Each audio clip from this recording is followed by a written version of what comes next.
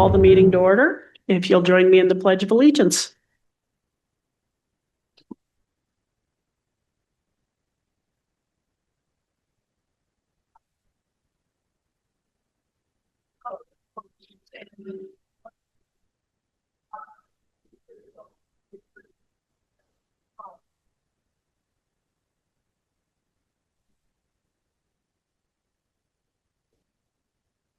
Thank you.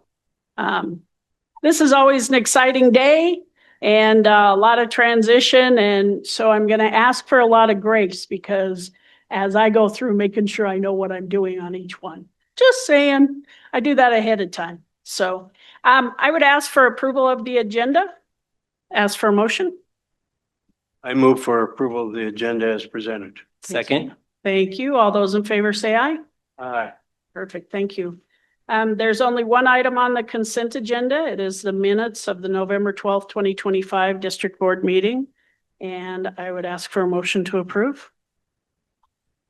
I move to approve the minutes. Thank you. I second those. Thank you. All those in favor say aye. Aye. Perfect. Thank you. I'll look to Zach. Board of Trustees encourages the general public comments directly related to business and operations of the college and give any inputs. Each speaker is required to complete their form. And Zach, do we have a form? I'm up There we here. are. Thank you. This is what we've been training for. We actually do have a public comment this time. So we would like to welcome up Mark Hout for a public comment. Great. Thank you.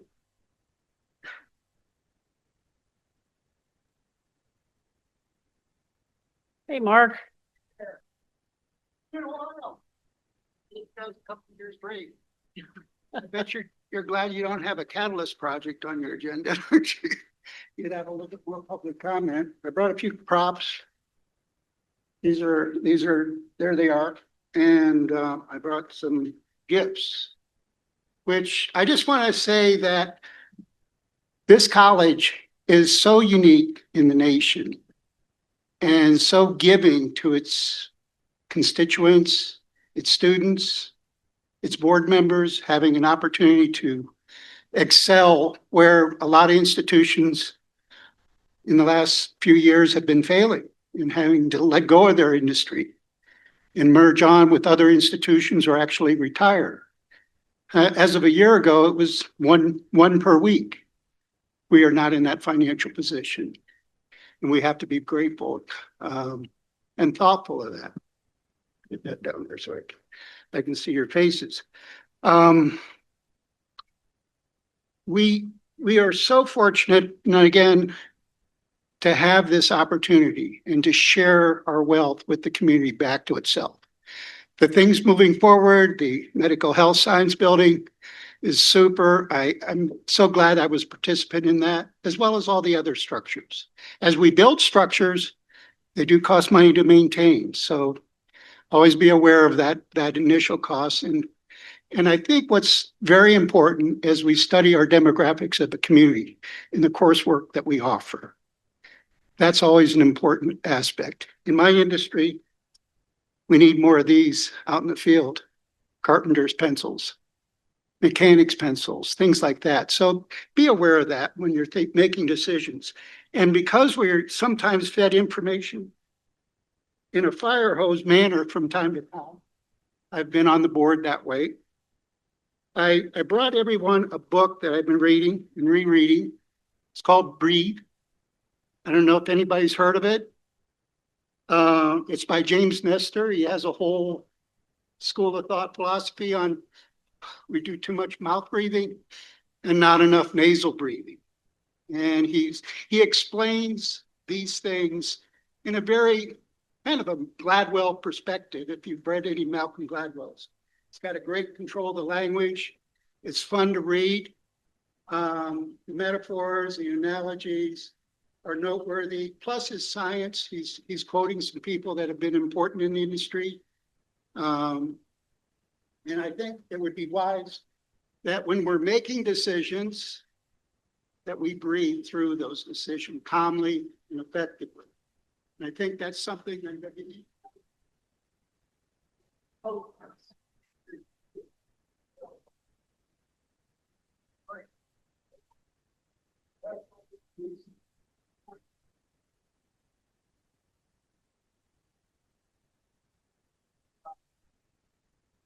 More trinkets. Nobody's getting my burger unless they want to pay dearly to the foundation. Do I got any hands raising? They're a rarity. I don't think they exist any longer. One thing that Hey, Mark, just from a timepiece, I'm just gonna kind of. I'm almost done. You're good. I wanted to call attention just as the board. Okay, you're good. Keep This is going. what? With the time limit on the board, Okay, just so you keep moving. You're 3 good. minutes, 3 minutes. I don't know if I've gone past that. This was a short, longer. I can speak loud enough in this room. I had laundered a few years back, and I had a story in there about the lapel buttons that I always wear and give away whenever I hear a great Aims story. I meant to give this to John Heathwood. Trustee Chris. You might find it something that's possible for a while. It's there.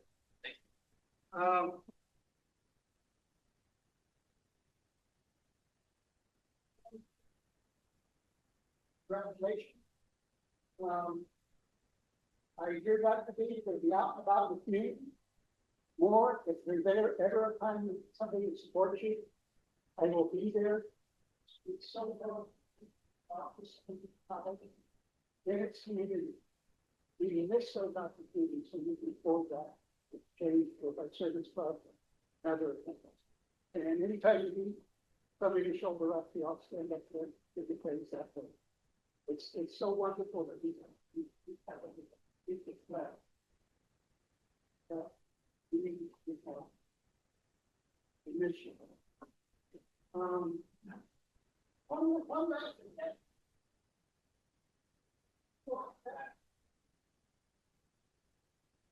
This is the only elected body that doesn't face this is an observation that I hear is for you. It's always facing public is there, see your face. I think that's the point. Think about it. Other than that, you guys do a great job. You are. You play the game for you, sir. Thank you.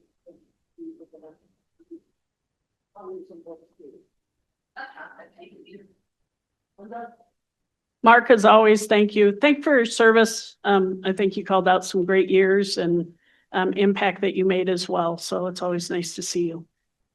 Thank you.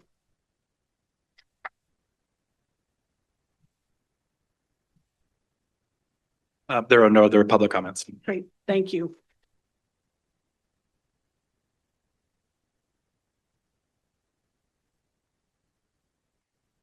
Okay, next up, we have our presentation from our guests and representatives. We have Excellence at Aims with Shannon McCaslin, our Dean of Students. Good afternoon, Board of Trustees. Hey, I love this little job you've given me because I get to introduce you to some really cool human beings along the way who are students at our college. And today it's Jeremiah Oatman. In a rare turn of events, it's Dr. B who first met Jeremiah while she was visiting the Frontier House a few months ago. In fact, she brought me a piece that he wrote in the Frontier House Press in August. And after reading his story, Dr. B and I were both sure you'd want to hear more from Jeremiah. And he's got a little Frontier House cheer club here as well today. He just finished his first semester of college classes, but he was at Aims back in 2023 when he completed his GED. He wants to be an author and a mental health advocate. He's a prolific poet. I've gotten to read some of it, and he's a writer who's even been published a few times. And so I was thinking about this, we're looking forward to commencement on Friday. I thought it would be appropriate to have Jeremiah join us, having just finished his first semester at Aims, to remind us that we must all begin with the end in mind, because that's what this young man is doing. He will wear his cap and gown in the not too distant future. I know that. And so I'm pleased to introduce you to Jeremiah Oatman. Top of the morning to y'all. Here's my speech. I have been diagnosed with schizoaffective disorder. This is a duality of bipolar and schizophrenia. I have suffered with this illness my entire life. We spend most of our lives looking for a reason. I have so many questions and will not take no for an answer. My life has become a dream when it does not end until I close my eyes. From my earliest memories, I have been drawn to Lego. I love the colors. I love the tiny figures. I never take my creations apart. I have bookshelves full of my creations. My building patterns reflect my state of mind. When I'm manic or depressed, I tend to do my most intense building. In elementary school, I was placed in accelerated learning classes. I like to believe I was prepared for the challenges that lay ahead, but I'm not sure that I was. My illness had just begun to surface. 12-year-olds shouldn't carry the weight of the world on their shoulders. There are newfound adversities both in the classroom and on the playground. My mother recognized my despair. I was pulled from public school. So many times I've tried to start things over. I faced new challenges in both middle school and junior high. What had begun as a novelty soon became a nightmare. I didn't trust anyone, especially myself. People say the cruelest of things, sometimes they use words. To be ridiculed for things that are beyond my control injured me deeply. Once again, I began to despair. Even though I had just arrived, I thought it was my time to leave. I was hospitalized in 1996, where I received my diagnosis. I've been treated for my illness for almost 30 years. I am fortunate with the psychiatric care that I have received. In my late teens, I joined an alternative school. The curriculum was lax, and I wasn't living up to my own expectations. Greeley West stepped forward and offered me a chance at the International Baccalaureate program. So this was a complex time for me. As a young adult, I was free to make my own choices. I was starting to have meltdowns. I began to dissociate. These events resulted in despair. My mother shared in this despair as well. 25 years have passed. My mother is no longer with me. My therapist recommended that I join the Frontier House. I was hesitant, but change is difficult for me. Through the clubhouse, I rediscovered my first love, people. I found myself seeking peace. I want to reveal the things that will bring us together. I discovered poetry. I read and write poems whenever I can. At the clubhouse, there is a place where I belong. My high school education was incomplete. My relationships were sporadic, and I had spent years in the basement. I reached a point where all I could say was no more. No more darkness. No more chains. I'm going to be someone, starting today. I first heard about the GED from a colleague. I did some research. So many had spoken highly of Aims, and they couldn't speak high enough. The opportunity to take the test presented itself. The Frontier House helped facilitate my registration. Upon admission, I was given full access to resources for studying, including online tutors. My colleagues offered their support as well. I remember the atmosphere when I first stepped into the testing center. It was like the whole world was holding its breath. Before I knew it, I was wearing the cap and gown. It's like coming up soon. We'll do it again. Okay. Sometimes it looks like the end is really the beginning. I've decided to enroll at Aims for an associate's degree. I've been applying the lessons I've learned. The people at Aims are my kind of people. The vitality and energy of the students and instructors fills my heart. I have realized that I'm not alone. Not like I used to be, not like I might have been. Stumbling blocks have become stepping stones. The light that once blinded me now guides my way. I've discovered why the life held me back, so it wasn't ready for me yet.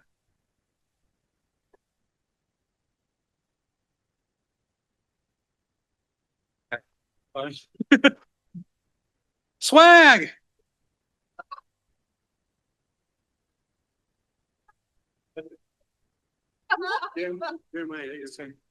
Yes, sir.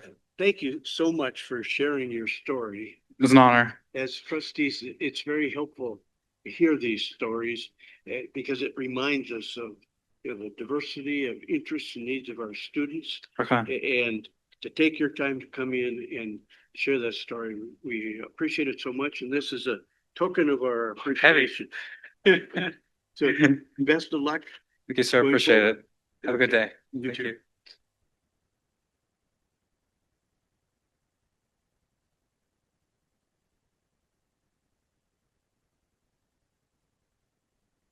Thank you, Jeremiah. Thank you, Shannon. Incredible story. Next up, we have our representatives to the board. We have our Aims Faculty Association with Patrice Bergstaller.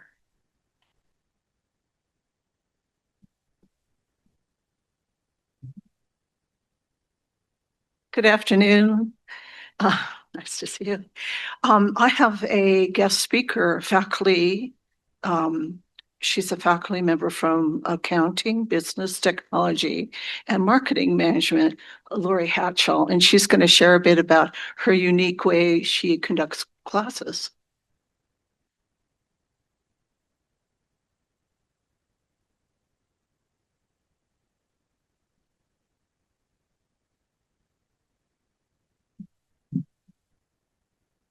Hello, everybody. Well, as many of you know, I've been an educator for quite some time, 36 plus years at the moment. I did retire from full-time teaching last May, and my family's already said to me that I failed retirement because I'm helping this year. And I just want to share a few things about my educational journey. My goal as an instructor, I taught both secondary and post-secondary. So talking to a couple people, they remember when I was teaching high school in Fort Lupton. So that's how I got started with the Aims community, is at the Fort Lupton campus. My goal has always been to provide students with tools to be a success in the ever-changing workforce, and developing lifelong and motivational learners with competence in business, specifically accounting, by infusing varied career and technical industry skills. I believe it has been my responsibility to help encourage growth of the entire person by providing additional life lessons in hope to balance personal and work life. I kind of feel I've been doing some of this for a very long time, pre-COVID. So I was like, before the scenes of when all this came out, for everyone to make sure they remembered, by facilitating interest, responsibility, leadership, citizenship, self-care, and pride. I encourage my students to develop their full potential. A little bit about me. Of course, I started exciting accounting and business in high school and had a dear teacher there that encouraged me. And then, of course, went on to the university level because my father, who has recently passed, was a major mentor to me. He has been a CPA in Colorado for 56 years and 5 months. And so he was working up until the day he passed on. And it was interesting talking to the Colorado CPA. She's like, we don't see this anymore. This was an amazing dedication. And so from his, he modeled the utmost integrity, strong work ethic, principled behavior to be successful. So I take a lot of what I infuse in my students, hopefully, from my dad. Industry, I then went from, and I worked for my parents starting at age 12. I worked from Estes Park, and we had a campground there for years and years. And then he had his own CPA firm. So I had a lot of hands-on experience at an early age, whether I wanted it or not. Industry, I worked in industry to learn to apply my accounting knowledge after I earned my degree. I then met my husband and we were married, and his entire family was educators. So that helped me switch from public accounting, which is a lot of taxes. And if you know anything about me, Gina is the tax person, not me, not my fave. So when I took my sabbatical and had to take over, when she took her sabbatical and I had to take over her tax classes, I survived. That's the good news. So the very first class I taught was business statistics, which is kind of crazy. And then I moved into the accounting business realm, and I guess the rest is history. My previous education, professional development, and industry experiences have helped me develop rigorous, wide-ranging lessons, including wellness, into the why and what I teach and how I instruct accounting coursework. So throughout my career, especially here, industry has been huge. So I gave most of you on this table and around my handout. I've developed partnerships with various industry businesses to take students to hear firsthand what is demanded in the accounting field. That listing is everybody from when I started the capstone class years ago that I have students from Aims have gone to visit. And the amount of people that have helped us along that journey was astounding. I didn't realize, I just kept doing it, right? Because students thought, I think this whole capstone class should be this. And so the 154 people that we came into contact with over the last few years has been pretty amazing. So that helped me organize content and accounting courses to improve what is needed in a successful employee and or continued training opportunities. It promoted active learning. In accounting, it's a very skill-based area. And so the more you can get students involved, the better it helps them learn the content, which is very challenging in a lot of cases. I've developed lots of instructional techniques to do this. I encourage with all of these businesses, and students ended up having a network beginning from that and shared how important that network is, because you never know when you're going to need it, because it's a small world. It's how my husband and I raised our children, that it's a small world. You better always behave yourselves because you never know when it's going to come back around, that contact. Ames Community College, I've been here nearly 30 years. I've infused self-care into my intermediate accounting class.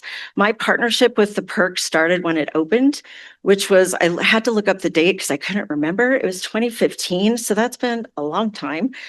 Staff and trainers have been an irreplaceable link for encouragement of self-care tools to apply in a demanding industry.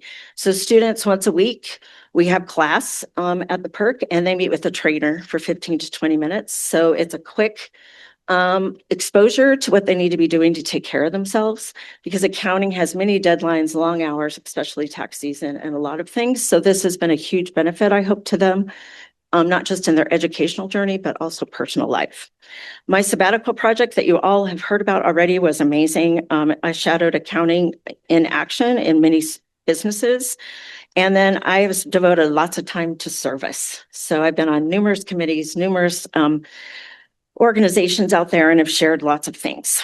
So I would say, to wrap up my excitement in the classroom, rigor has always been extremely important because accounting is really challenging, with a variety of teaching strategies and the need for life balance.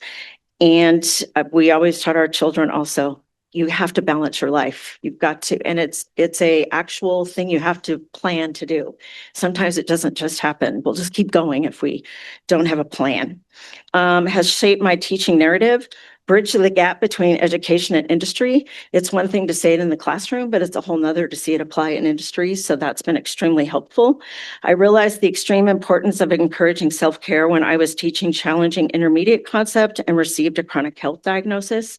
I have MS, and I would venture many of you didn't know I did. So, and it's because of self-care and being able to do some of those things.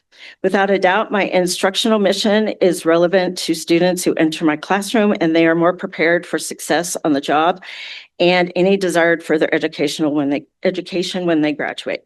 I've been extremely dedicated to our students, fellow faculty, institution, and the accounting industry.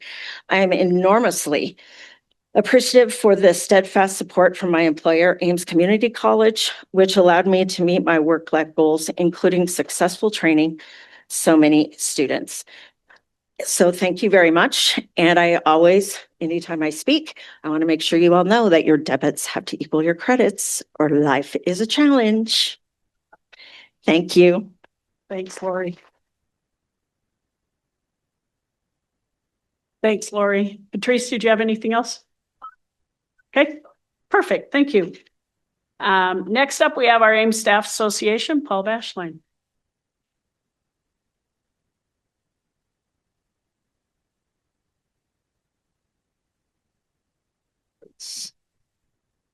Good afternoon, members of the Board of Trustees, Dr. Bornstein, members of the cabinet, and my esteemed colleagues. Thank you for allowing me the opportunity to speak today. I'd like to begin with a heartfelt expression of gratitude. Our recent Ames Staff Association Day of Giving was a powerful reminder of what can happen when we come together with purpose. We had 10 staff members participate, each one choosing to give their time, energy, and compassion to support our Weld County community. We went through 11 pallets of produce, and there are some vegetables I no longer like, and 200 pounds of apples. This event was more than a volunteer shift. It was an act of building community, of collaboration, and of truly connecting our voices in a shared mission of service.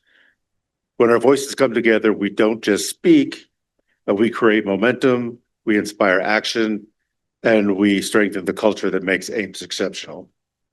On December 16th, with the collaboration of AFA, we'll be hosting our holiday party for staff, faculty, and administrators. So if you all have, for the free time between 2 p.m. and 4 p.m., please stop by the Cornerstone Event Center. We have free chair massages, ornament decorations, a lot of games, food, and of course, it's not a holiday party without an ugly sweater contest. And do I have an ugly sweater? I'd also like to take a moment for our spotlight on staff. First, Kelly Richardson. Kelly consistently dedicates herself to the growth of her team. She helps them develop as professionals who embody the Aims values every day. Her leadership is grounded not only in knowledge, but in heart, and our campus is better because of her unwavering commitment. Next is Sal Valateria, who continually goes out of his way to make our events meaningful and memorable. Sal brings a sense of pride, joy, and intentional detail to everything he touches, reminding us that the success of an event often lies in the hands of those who work quietly behind the scenes. And that brings me to a group I want to acknowledge with deep appreciation, the unsung heroes of Aims. You may not receive a gem. You may not be highlighted in this month's ripples. You may not even hear your name called in recognition. But please know this, you are essential. Your dedication to the mission and values of Aims proves that excellence often shines brightest in the everyday efforts that keep our college running, growing, and thriving. You're the steady hands, the dependable presence, the quiet power behind the success of our students and our community. As we move into the new year, may we continue connecting our voices, amplifying one another, supporting one another, and celebrating the work that makes Aims not just a place to work, but a place to belong. So thank you for your continued support, and thank you to every staff member who contributes to the spirit and success of this institution. Any questions? Any questions? Thank you, Paul. Okay, next up, we have our Student Government Association with Brian Bernal.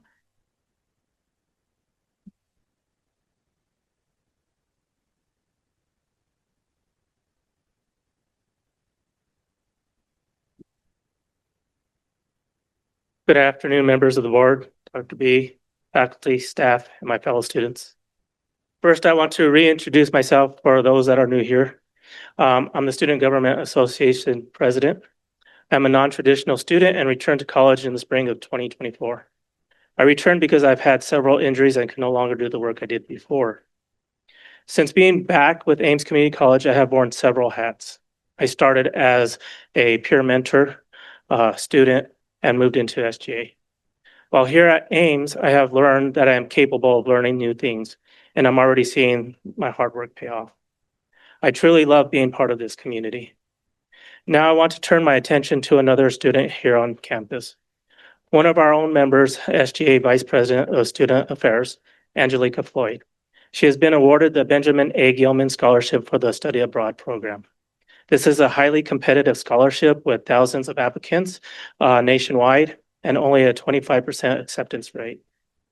It is a prestigious program by the U.S. Department of State that emphasizes diversity, crucial skills for the U.S. national security and economic prosperity.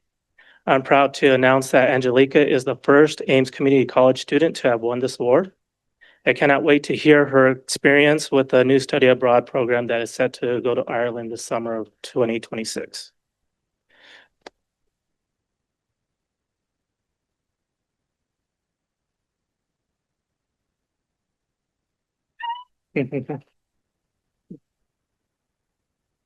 Some other things that are happening on campus is our social norm campaign.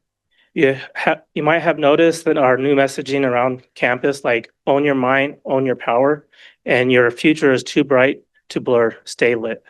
A social norms campaign helps correct common misperceptions by showing what is actually true in our community. Our recent survey showed that Aims students use substances far less often than many people assume. To share this data and reduce stigma, ARC launched a guerrilla-style marketing rollout and created a short video that redefines what it means to stay lit by focusing on clarity, confidence, and sober fun. With this campaign going on, I have heard students ask about what others are explaining what it means to stay lit. When people ask questions, it has a great impact on getting the message across what it truly means. Being part of student life and seeing the initiatives that make a difference around our campus is a great honor to be able to bring positive messages back from our community. One initiative the past year continues to bring positive impact here at Aims. The Eagle menstrual campaign to bring free accessible period products to our bathrooms has qualified Aims to be awarded the Period Positive Workplace certification. This certification can help with future recruitment efforts and is an accolade to Aims Community College. It means that we are among a few who truly value and support those who menstruate. I want to thank those that have helped make this successful initiative. Thank you to F&O and cabinet members for their support in this initiative. Being part of SGA has allowed myself and two other leaders to travel to Los Angeles, California this past month. We participated in the Circle of Change Leadership Conference. At this conference, I learned what it is to be a leader. The conference taught us that we have barriers, but we are able to learn how to identify those barriers, talk through those barriers, and break those barriers. My favorite part of the conference was sitting with fellow students from across the nation and be able to identify what holds us back from doing our part in our community. As we opened up to strangers, we no longer were strangers. We became part of a community. We identified what a true leader looks like. While breaking these barriers, we broke through with success, not only with words, but literally breaking a piece of wood where we got to feel the emotions, what it feels like to push past what we think is holding us back. The room filled up with energy and positivity, and people that I did not know became a support network for our future success. These lessons are helping shape my future with continued leadership and support. My next career will profit from my experience with these tools available to me. Through these team building and leadership conferences are great. Thank you for your time. Do you have any questions? Any questions? Nope. Thank you, Brian. Thank you.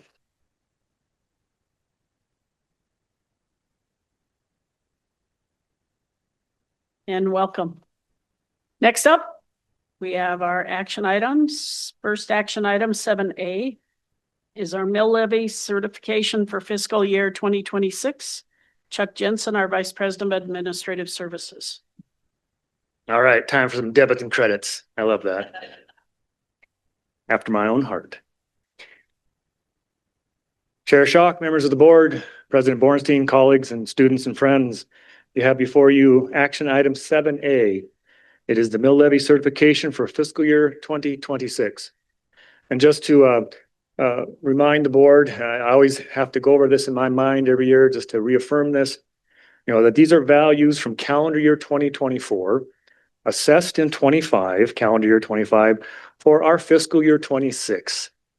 And so every year I have to, Paul and I have to sit down and map that out every year. So as I've said to the board many times, we'll see things coming at us a year and a half in advance. And that's exactly what that means, because these are based on calendar year 2024 values. And so as we go into 25, as it goes forward, that's a very fortunate position to be in, to be able to see that coming down the road with our assessed evaluations in Weld County. But each fiscal year, the Board of Trustees is required to certify the mill levy for support of the Aims Community College District. Counties included in our taxing district have submitted the assessed valuations for taxable year 2025, and certification values are required to be approved by December 15th. The projected mill levy revenue is $107,507,444 based on the following. For those 5 counties, it will be assessing 6.13 mills, and for Larimer County, 2.514. A quick clarification or explanation of that. There was some dramatic increases in our Larimer County assessed valuations. I don't know what they are. I haven't gone that far in because I think Larimer County makes up 0.01% of our taxed value. They must have had some big properties added or some increased valuations. But anyway, that is a temporary reduction. So it will go down for the next year to 2.514, and then we'll reassess next year at this time, and that can go back up. Our statutory limit right now is 6.299 is our limit on our mills. So with that caveat for Larimer County, the administrative recommendation is that the board certify the mill levy for fiscal year 2026 as presented. I stand for any questions. Any questions or comments? We always appreciate how you walk us back with it because it's the same piece in that look ahead. So, great. Thank you. There's no questions or comments. Could I have a motion to approve the mill levy certification for fiscal year 2026? I make a motion to approve the resolution as presented. Thank you. Is there a second? I second that. It's Chris. All those in favor say aye. Aye. Thanks, you. Chuck.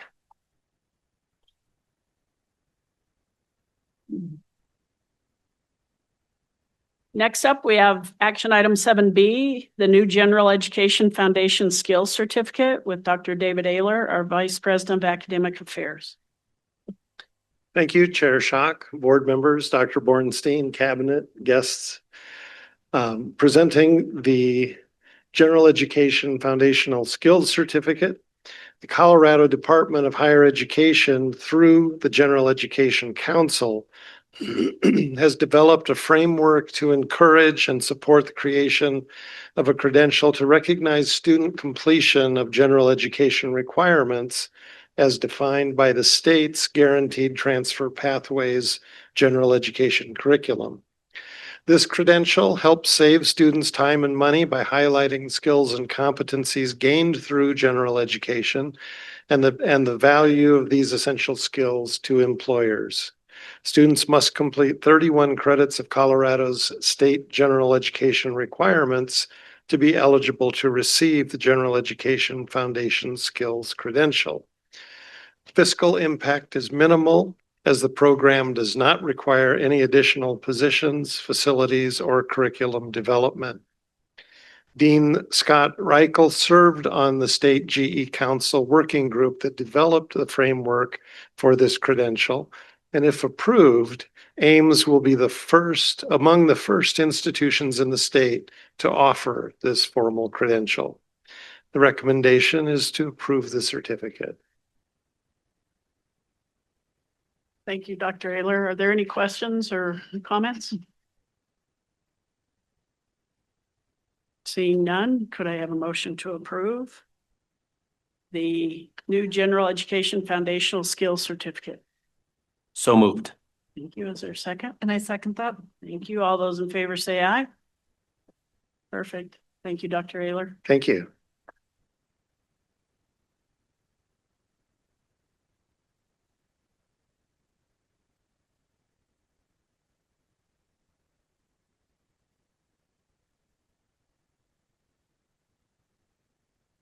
Okay, now we have a little bit of event. So Chris, could you come up to the podium for me?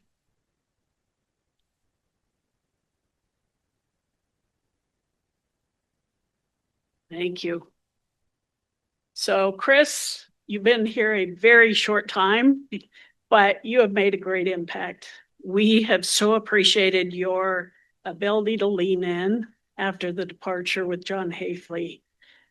Your commitment, your insights, your perspectives, your passion continued to help all of us make a difference and make Aims a much better place. You have brought a whole different level of energy, and it has been so nice to be able to work with you for the last 4 months. So with that, I want to thank you. And again, thank you for working with us as we have found our new trustees and again, filling a space. I have no doubt you are going to continue to be quite the ambassador, an advocate for this college. You continue to, I hear your voice every day. And today, again, just with the pieces you're bringing forward. And so we look forward to crossing paths in that and continue to see you in the support for Aims. So again, on behalf of Aims Community College, we have a plaque for you recognizing your months of service and helping us with this year. Thank you. Would you like to say anything?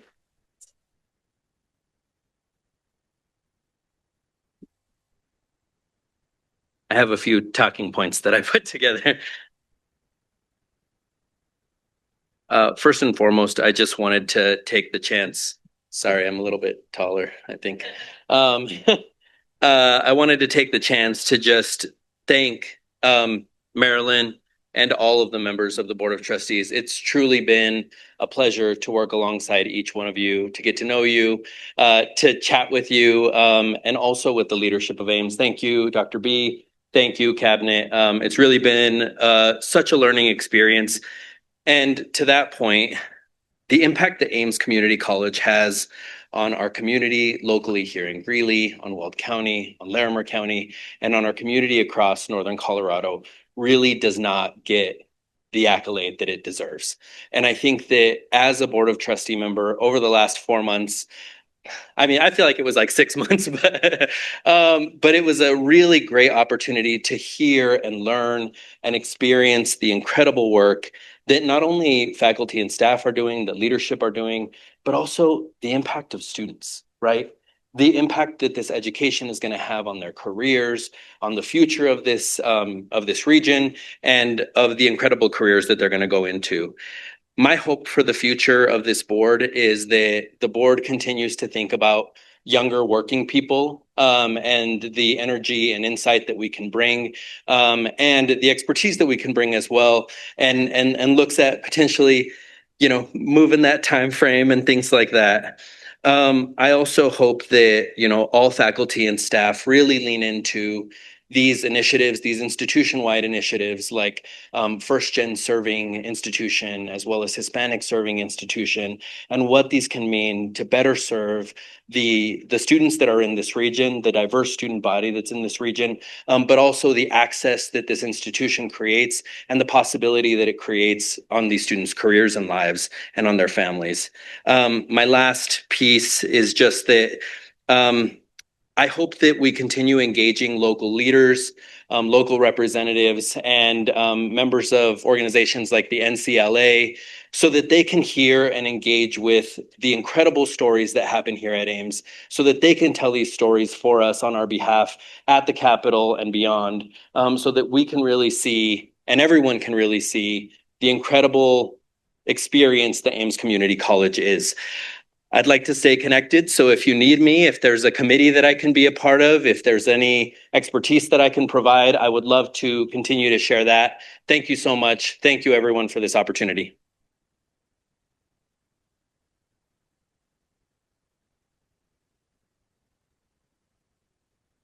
Like I said, his energy is contagious. It's been fun to serve with you, so thank you. Next up, we have Jean. Can you come up to the podium, Jean?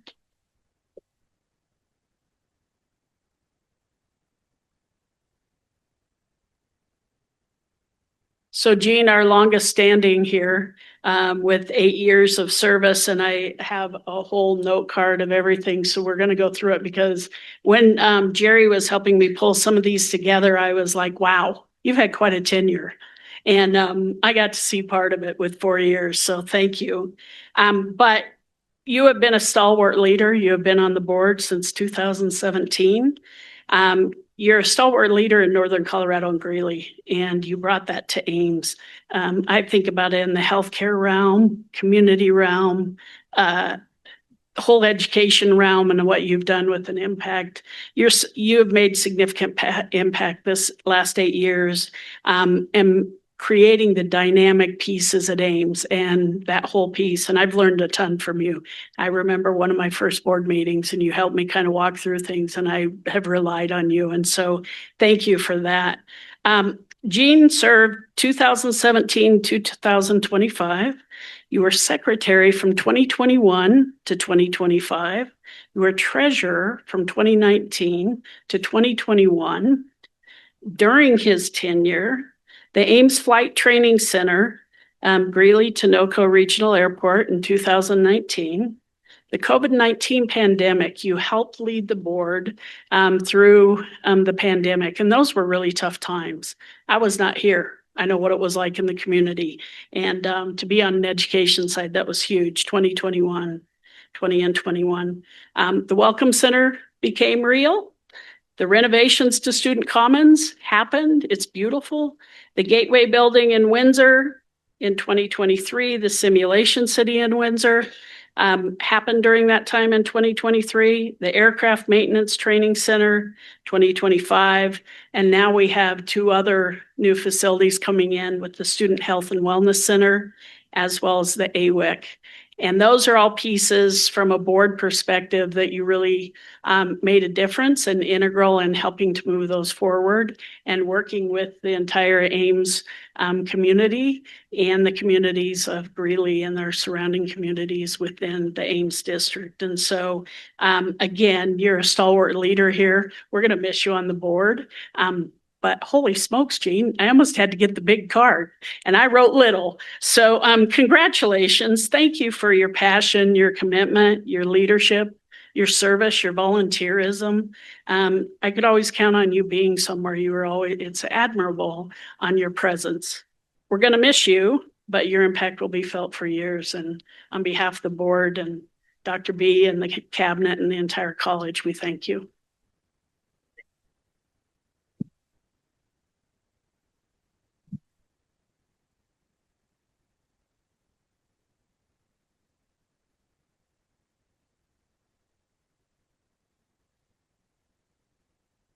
Thank you so much, Marilyn, and thank you, everybody. I've got a couple of comments here I wanted to make, and it's interesting how fast time flies when you're having fun. And I must have had a lot of fun because it seems like I just went through orientation for the board about a year ago, and here it is 8 years and my term limitations are up. But it has been such an honor to serve on the Board of Trustees during this time of rapid growth in student population, programs offered, campus facilities, and it's always more fun to win. And Ames has been winning on every front in the whole 8 years. And going back to some of the construction projects and new program projects, you've been at the cutting edge. When, as I've shared with you before, when I go to the national conferences, the things they're hoping to do, most other community colleges are hoping to do, we're doing. And we're doing a great job of it. And that's all because of your expertise, your commitment, and your interest in making this one of the best community colleges in the country. So what I would like to say is I've not only enjoyed the professional part of this, I've enjoyed the collaboration, getting to know the other board members, becoming friends, and getting to know all of you. Not just the trustees, administration, faculty and staff. You all make such a commitment, and that's why this college will continue to move upward and onward. I have no doubt. So I may be finished on my trustee role, but I'll be out in the community advocating for Ames every time I get an opportunity. So thank you for allowing me to be a part of this journey and continue on.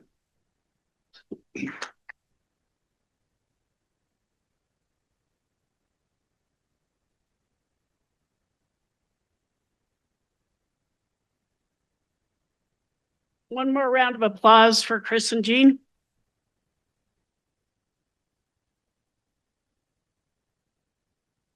Thank you very much.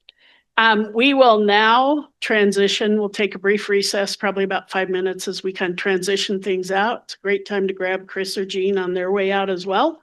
On a congratulation, and we will get started here in about 5 to 7 minutes. Thank you.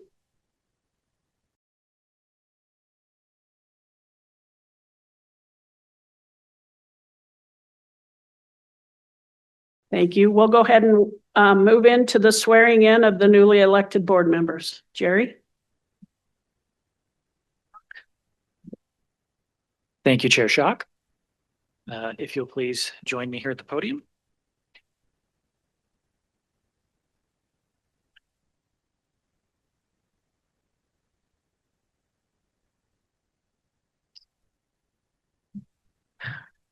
Chair Schock, are you ready to take the oath? If you'll please raise your right hand and repeat after me. I, Marilyn Schock, do solemnly swear I, Marilyn Schock, do solemnly swear to faithfully perform the duties to faithfully perform the duties of Office of District C, Board of Trustees member of Office of District C, Board of Trustee member of Aims College District as required by law, the Ames College District as required by law, and to support the Constitution of the United States, to support the Constitution of the United States, the Constitution of the State of Colorado, Constitution of the State of Colorado, and the laws made pursuant thereto. the laws made pursuant thereto. Congratulations.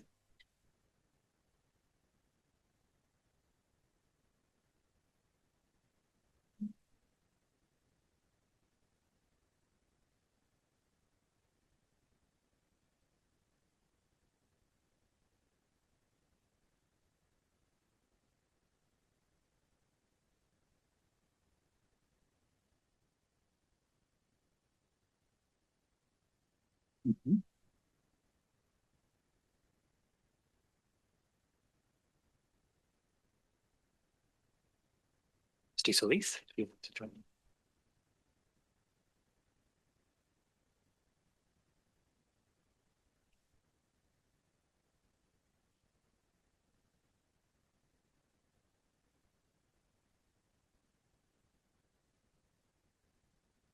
Are you prepared to take the oath? I'm ready. Please raise your right hand and repeat after me.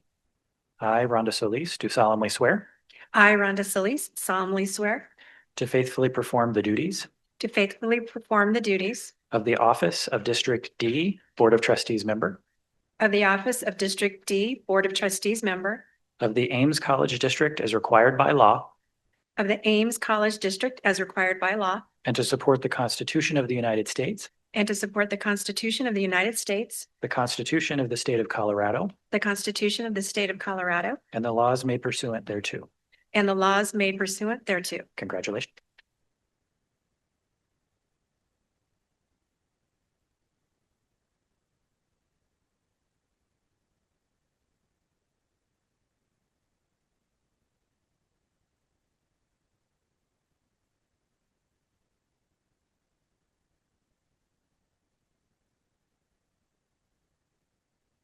Trustee Mieczkowski, if you please join me.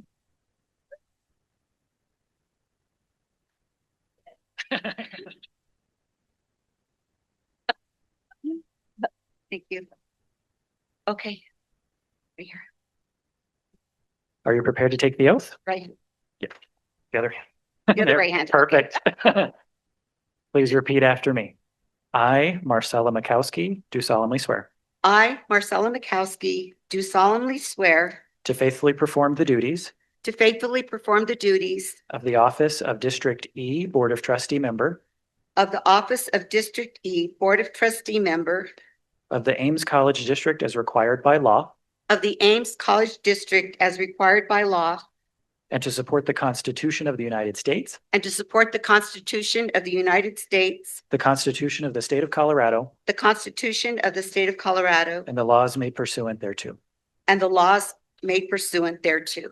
Congratulations. Thank you.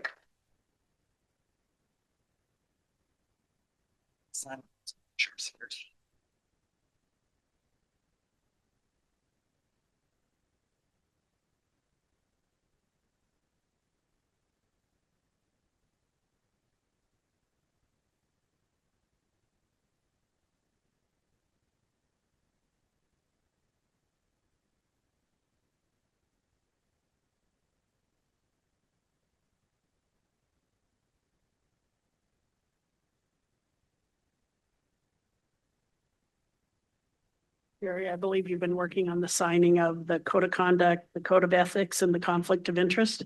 That is correct. Everybody has signed. Thank you. Next up, we have our action item of election of officers, and Jerry will take the lead for the president. Thank you, Chair Schock.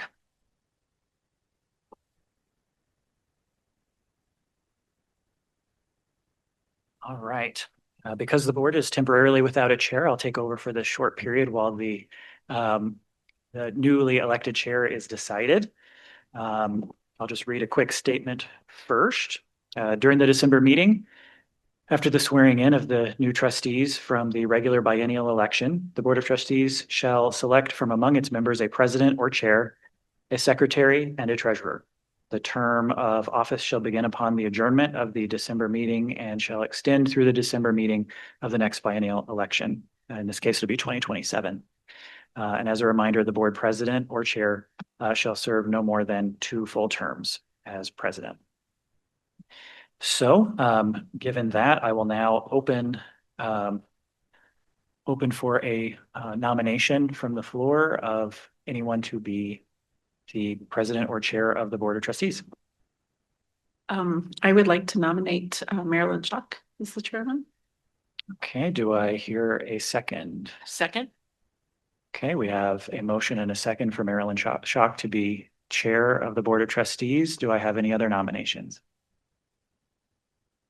Hearing no other nominations, by unanimous consent, without objection, Marilyn Schock, congratulations to another term as board chair.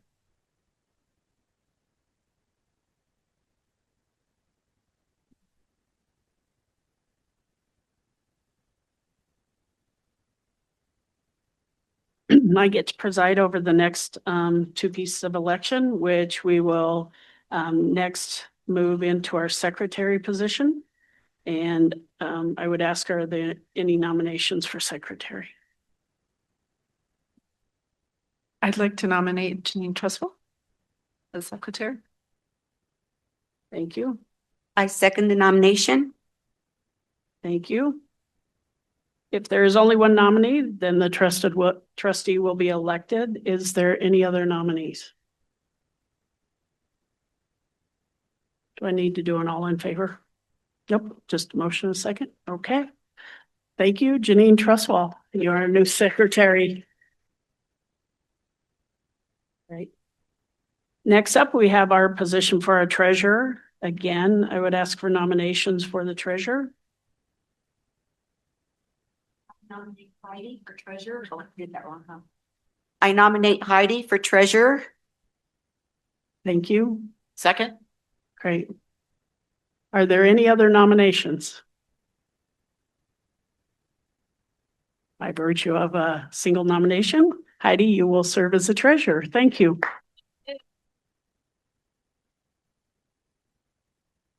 Next up, we have our selection of our foundation board liaison. And I would ask for a volunteer to serve as foundation board liaison.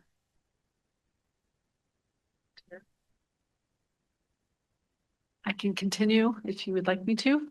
The foundation's amazing. I know you served this past year, so are there any others, or do I need a motion on that? Does not appear I need a motion. So thank you, Heidi, for volunteering. Kelly, she'll continue with you on the foundation board.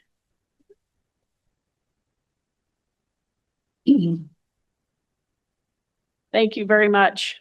We have a few informational items, our events calendar and upcoming work session.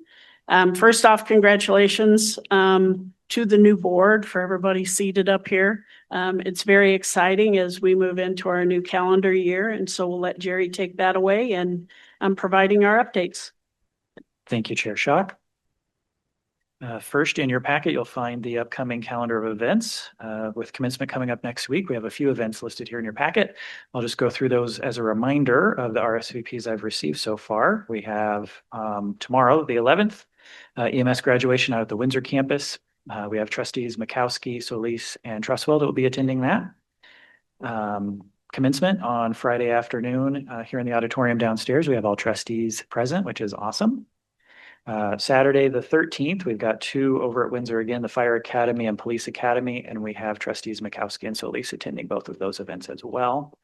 One other event that is not in your packet, because I just received it from Marcom yesterday evening, is there's an agreement signing ceremony with Frontier Airlines at the Aircraft Maintenance Training Center on December the 16th, so next week at 2 p.m.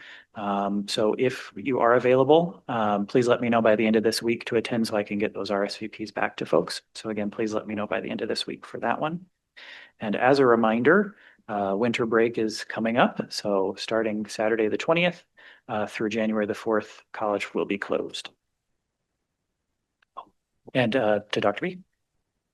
2 more in January, just for your calendars. Reminder that Wednesday, January 14th is the board retreat here on campus in the Welcome Center. And then you'll get more information, but Friday, the 23rd, we'll be celebrating Aims Day.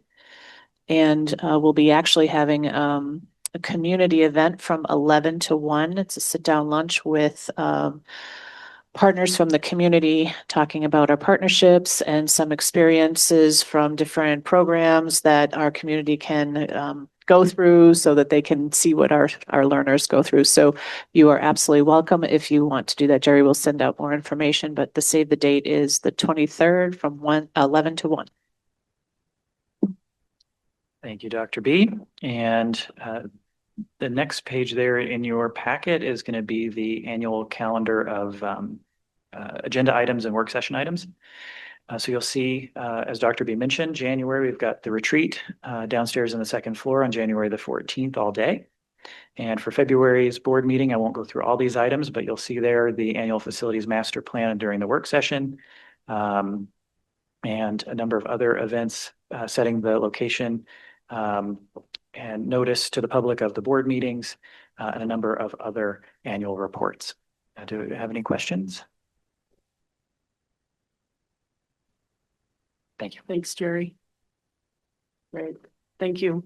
Next up, we have our Foundation Board Liaison update with Trustee Wendell. Okay. The foundation would like to introduce their staff. Allie Bolter, Foundation Business Support. Andrea Martinez, Database Manager and Annual Fund Administrator. Kelly Jackson, Executive Director, and then they are currently seeking a Development and Corporate Engagement Officer candidate. Most recently, they have received the accreditation from the Better Business Bureau, the BBB, which is great. This seal represents our dedication to integrity, transparency, accountability, and the highest standards in serving our students and community. The BBB accreditation is widely recognized in both the nonprofit and business communities, letting our donors and our partners trust us even more that we meet our rigorous standards of trust.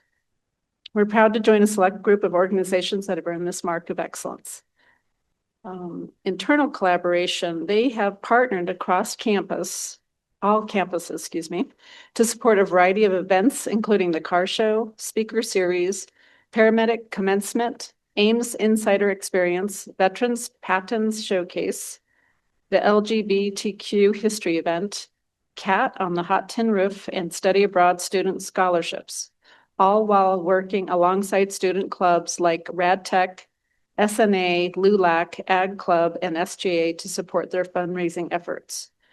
The foundation is teaching the clubs and programs how to ethically fundraise and account for their earnings.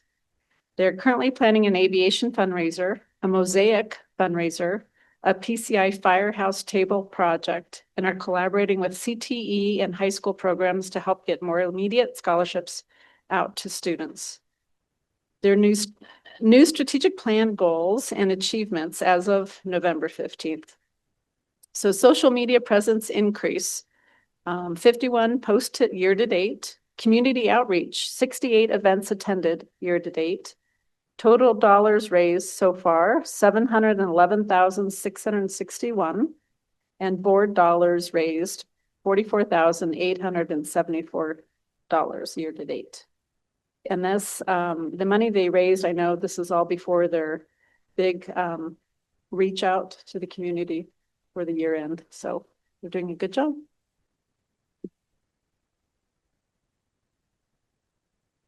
Any questions for Heidi? Great. Thank you for the report and continuing to serve as the liaison. Next up, we have our CEO President's Report with Dr. Bornstein. Thank you, Chair Schock. First, under the President's Report, I'd like to introduce Tonette Salazar from Strategies 360, who acts as our lobbying team. She's going to give us a legislative pre-session report, and it's wonderful to have you in person. It's great to see you, Tonette. Thank you so much. Well, congratulations to our new and returning board members. This is a good-looking group. I am Tonette Salazar, as Dr. Bornstein said. I'm an attorney and been a lobbyist in Colorado for over 25 years. So I'm part of what we call Jurassic Park, the dinosaur era of people who've been lobbying for a long time. This legislative session, we are in a severe budget crisis. We'll get to the debits and credits line that somebody used earlier.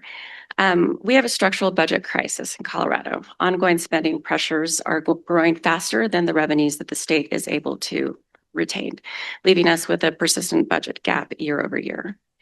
The current budget year that we're in started with a major hole. The legislature had to cut over $1 billion. We are on track to have to cut an additional $1 billion in the fiscal year 26-27. Right now, we're at about $850 million. This is not something that they're going to find simple cuts to do. They're going to have to do major structural changes, and safety net programs will be cut.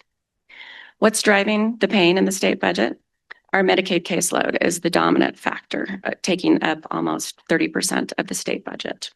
We also have depletion of one-time funds. We had federal funds during the COVID crisis, the ARPA funds and infrastructure funds that the federal government provided, but those were one-time in nature, and we've expended all of those funds. Our revenues continue to decrease. Corporate revenues are decreasing. Income tax is decreasing due to the higher than usual unemployment rate that the state is facing.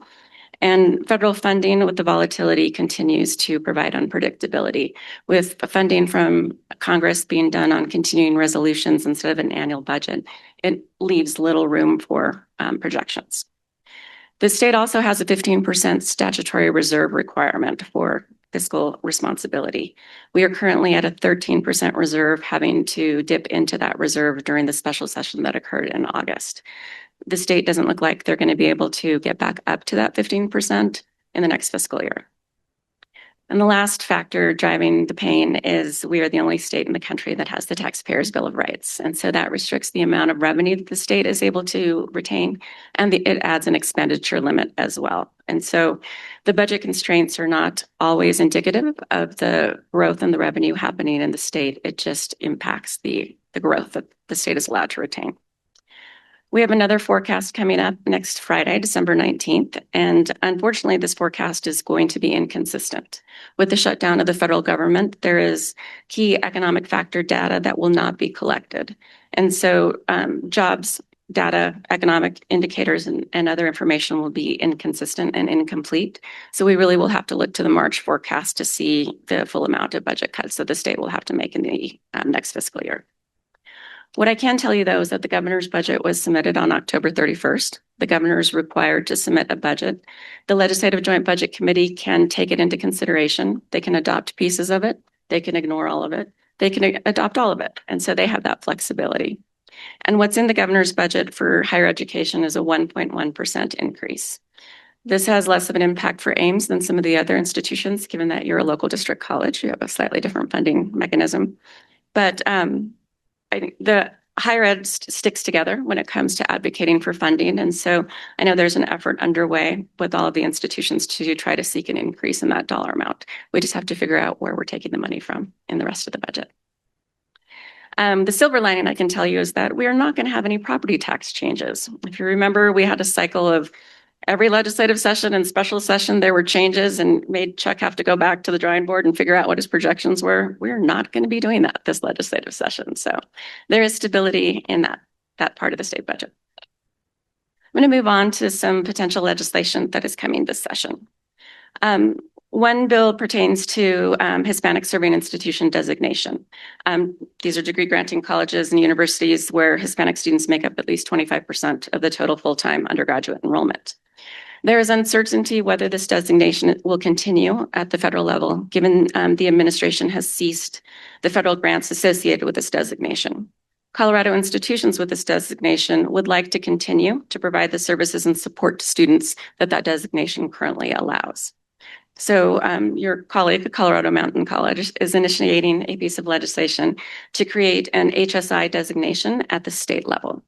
And so this bill would establish outcome-based designations for Colorado public higher education institutions to recognize performances in serving historically underprepared or under-resourced students. That would include Hispanic thriving institutions, first-generation thriving institutions, low-income thriving institutions, rural thriving institutions, adult learner thriving institutions, and transfer thriving institutions. The Department of Higher Education, with an advisory committee, would define what the standards would be and issue those through rule and guidance, and then using existing state and federal data. Some of the data that they would like to look at includes graduation, completion, persistence and retention, transfer success, adult learner reentry, and labor market outcomes. This designation would be valid for approximately 3 years and then renewed through re-verification of data and standards. Recognition would not include an entitlement to funding, but rather create a pathway where institutions could continue to provide the supports and services that you currently are doing now. Another piece of legislation that's coming is regarding open educational resources, or OER. These are free or low-cost teaching and learning materials, such as textbooks, reading, videos, and assignments that instructors can legally use, share, and often adapt because they're openly licensed. It's beneficial to students in the sense that it reduces or eliminates textbook expenses, making college more affordable. Students often have access to these materials immediately and don't have to wait to receive books. It's also indicative of a more inclusive learning environment. What this would do, this bill would extend the open educational resource program that we currently have in the state. The program is scheduled to sunset next November of 2026. So we often do reauthorization legislation the year before. The Department of Higher Education is spearheading this piece of legislation. They're going to make some minor modifications to the reporting requirements, so that's a little bit more convenient and aligns with other Department of Higher Education reports. They would like to expand the existing council that oversees this program from 12 members to 15 members to make it more inclusive of higher ed institutions. And they would like to extend the program for 5 additional years, so making the extension through 2030. Another piece of legislation that we're seeing coming our way is regarding concurrent enrollment. There seems to be a bit of a battle between the 2-year and the 4-year institutions regarding who's serving whom across the state. Currently, right now, 4-year institutions face barriers when it comes to offering concurrent enrollment off campus, even if the courses meet established criteria. This bill would aim to address those barriers while still maintaining program integrity. The concern is that there is a limited access in rural parts of the state where a 4-year institution is available and a 2-year institution is not as easily accessible. So this is a compromise that was negotiated between the community college system as well as a couple of the 4-year institutions. Last but not least, hot off the press, at 1:30 today, there was a press conference by the governor who released a new executive order. This executive order was issued back in May, and it tasked multiple agencies across the state, the Department of Labor and Employment, the Department of Higher Education, the Office of Economic Development and International Trade within the governor's office, and the Division of Reg Agencies, along with the Department of Education, to analyze all of the workforce readiness and talent development programs that we have across the state. The executive order that was issued about an hour ago includes a report of this working group. And the main recommendation that is coming out of that report is to create a new state department called the Higher Education and Workforce. This would bring together all of the workforce training programs that currently exist across 4 different departments. So the following programs are to be included in that consolidation. All activities within the Department of Higher Ed, except for History Colorado and College Invest. Workforce Development Councils, the Apprenticeship Office, the Office of Future Work, all that are within the Department of Labor and Employment. the Opportunity Now grant program and tax credit program that's in the Governor's Office of Economic Development and International Trade, and adult education, which is in the Department of Education. So this vision that they've presented in their recommendation is to provide a unified approach to integrate post-secondary education skills, training, and employment services. The desire is to have one front door for all Coloradans and a clear pathway from education to promising careers. The hope is that streamlined employer engagement will occur through this mechanism for talent pipelines. It'll be an improved capacity to focus on impact and coordination. They hope through this strategic investment, they'll be able to streamline administrative overhead that takes place across all of the departments. The rationale behind this is that we have a talent workforce problem occurring in Colorado. We have a workforce shortage that will occur in the very near future. We also have a skills revolution happening, not just in Colorado, but across the country. AI is reshaping the skills that are needed and jobs that are available. In this changing environment, many jobs are facing an automation risk, and entry-level opportunities are more likely to be displaced without post-secondary credentials. We also have the fastest growing demographic population in the state, being 65 and older. And so by 2030, workers 55 and older will be a quarter of our workforce. And so our worker to retiree ratio is projected to decline. And so the bottom line is we have a talent pipeline problem that we need to determine how we're going to fix. I don't think Aims has anything to be worried about with this. You already do an outstanding job of aligning programs to high demand pathways. You have a strong relationship with your communities and the pipeline for what your employers are looking for in your community. And so you're positioned very well to be a delivery engine for your regional workforce needs. I don't see this impacting anything that you're already doing. And with that, I'm happy to take any questions. I don't know where to go with questions, but Dr. B is going to start with that. I have a question. I've been taking notes. And we may not know this yet, but the new State Department of Higher Ed and Workforce, will that be under CDHE, or are they going to close CDHE and this will replace CDHE? That's my understanding, but the executive order is about an hour old. But Sure. It'll be CDHE, it'll be Department of Higher Ed, and Workforce is a new department, and the old Department of Higher Ed will cease to exist. Okay, thank you. Thank you. Any other questions? Kind of a question, but more of a concern. What we see at the state level a lot is the mentality of a Denver-centric kind of rollout. I hope that we as agriculture, in rural areas, they'll really take into consideration and have people from our area at the table in these conversations of workforce that looks very differently across the state of Colorado. So I'm hoping we can have a strong voice in that. I think that was a comment, not a question, but Yeah. point taken. Yep. Thank you. Any other questions for Tonette? Great. Thank you. We always appreciate your updates. Most of the time we are okay with the updates. Thanks, Tonette. Yes. No, she does a great job. Yeah.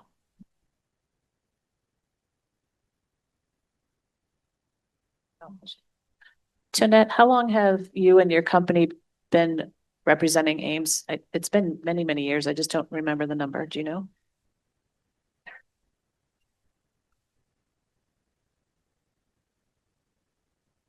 Thank you. Did you hear that? Okay. Next, this is the time of year that Cabinet does their mid-year check-in with the board, letting you know how our progress is moving with regard to some of our strategic initiatives for this year. So they have this all arranged. Look at them. Look at them. They know exactly what they're doing. Let's not go that far. I'm first. So strategic plan. We go strategy 1, A, and that is improve and increase prospective student marketing and communications. And then the lines in there, I'll just do a quick recap of what. Are we ready? Are we good? Oh, do I need to click this? I gotcha. Yeah. Here we go. 1A, increase general public net promoter score in Ames service area to 25. So we worked on this last year. So perception and awareness can be a pretty tricky thing to monitor, right, and to gauge. So we worked last year. We did a lot of auditing, a lot of external auditing, internal auditing. I reported on this in August. And what we came up with was a way that we determined that we actually want to start looking at public perception and awareness of Ames. And we came up with we didn't come up with it, but we decided to use the Net Promoter Score. A Net Promoter Score, the gist of that, it's a way to determine how probable it is for people to actually promote your product. And they take a variety of factors into that, favorability, affordability, all of that. They look at it and say, your Net Promoter Score is this. We want to get to 25. Our baseline metric last year, we spent time establishing our baseline metric of our Net Promoter Score is 21. Industry average for us is about 25. So that's our overall goal to get there. This year in the actual strategic plan, we have a few items that help us do that. We established the baseline last year. This year it's defined a brand awareness and positive perception growth goals. So that's 21 to 25. So we established that. And then we need to build a brand awareness and positive perception marketing plan. That's by December 1 of 2026. And so that's this coming year. We'll be working on the actual marketing and communications plan to help us actually raise that score. And then the last one, another item here, you won't see it right here, but that we are working on this year is looking at growth programs. I actually present on that a little bit more. We saw it at the last board meeting, and then I'll present a little bit of recap for the new board members in my presentation here in a couple minutes of what the growth program structure is and strategy behind that. That's our next strategic plan line item, is to look at how we work with academic programs to identify areas of need and then be able to grow those programs strategically. So that's where those are the things we're working on. I'm always in a little bit of a position because we keep doing this when I'm about to present my marketing and communications update. So some of this, I'm actually going to show you some of the work that we've done on our brand awareness and perception campaign and some of the tweaking of messaging that we're pivoting into. So I'll just hold that for my presentation. And those are the things we're actively working on. So I appreciate the time and can certainly stand for questions. Any questions for Zach? And I believe I keep it here for Dana Kohler. Thanks, Zach. Thank you, Zach. Okay, so the right side of the screen here is student affairs. This is really great work we've been working on for a little over a year now to leverage a Gear Up model in order to develop a Colleges for Everyone programming for middle schoolers. So the Office of Admissions, and I would be remiss not to mention Rosa Galindo, she is really the one leading this work, has partnered with District 6 to create a model based on the framework for the federal grant program called Gear Up. And if you're not familiar with Gear Up, is gaining early awareness and readiness for undergraduate programs. And the intention of this work is really to support career and college readiness work that the district is doing in order to help middle schoolers be introduced to college and career readiness earlier in the K through 12 system. So Rosa has created an incredible curriculum in order to introduce college and career readiness to middle schoolers, and has specifically done this work with Franklin Middle School and some other middle schools in the district. The intention of this is really engaging middle schools earlier on so that they can see themselves going to college and be introduced to that a little bit earlier in their K through 12 journey. And the fact that Ames is leading these experiences should hopefully contribute greatly down the road in seeing some of those students attend Ames. I wanted to share a quick quote from a principal. Dr. Suzette Lester is the principal at Franklin Middle School. And we recently hosted hundreds of middle schoolers on campus after they've gone through this curriculum in order to have their campus experience be a little bit more intentional on their behalf. And the principal said, "What an amazing experience for our scholars. They were so excited when returning to the building, eager to share what they learned. A quote from one of our 8th graders that needs to be shared was, 'I can see myself at Ames.'" Sorry, it makes me emotional. I've told the story like 3 times and it makes me emotional every time. "This topped a week full of career and college readiness events, and it would not have had the impact it had without your partnership. You and your team rocked this, and we look forward to collaborating more second semester." So they're really doing some great work in being involved in the district. The second one here is various CRM activities to positively impact student recruiting. So we're really leveraging the CRM that we've been implementing for the last year to create more timely and relevant communication to all of our student populations.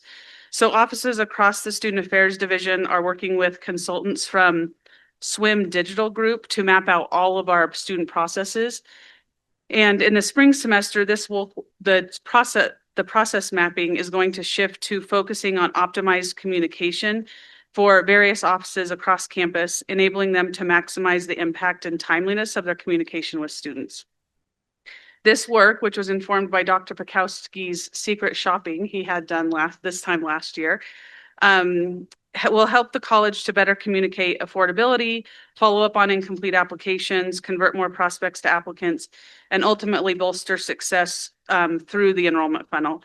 And again, that is really about making the information that we're getting to students more timely and relevant through that CRM. So we're really excited about that.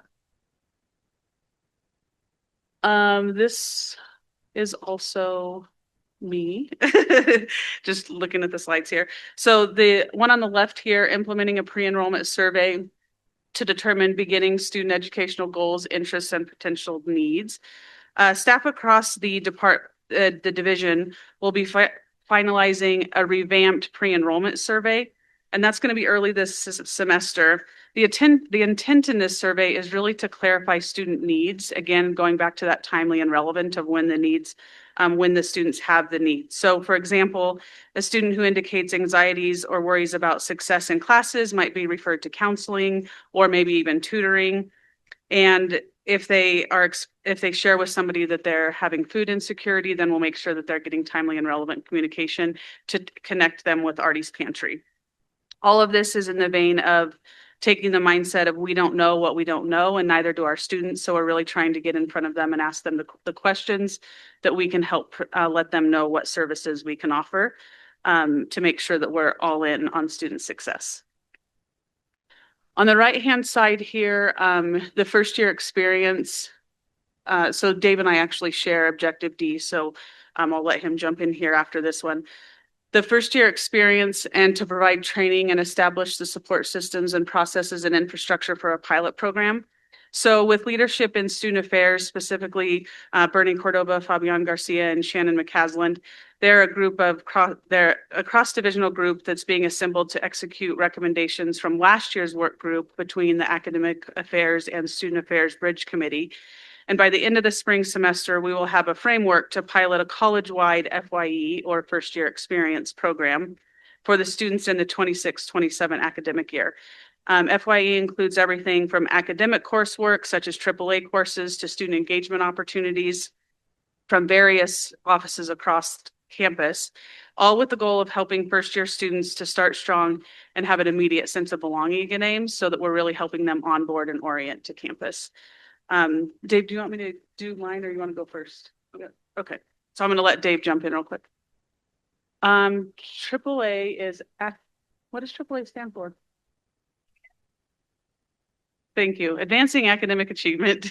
And it's really intended to be coursework to help students in the first number of weeks of classes as they're enrolling, as they're starting. It's a first semester coursework where they're getting timely and relevant information. Like if a student comes to orientation in June, they're not necessarily going to know what they need in September 3rd, but to have that coursework in the first semester of their classes really meets them where they're at and helps it be more timely to what their needs are. They're not going to know that they're stressed out about needing a tutor maybe until the second or third week of classes. And that's the intention of that coursework.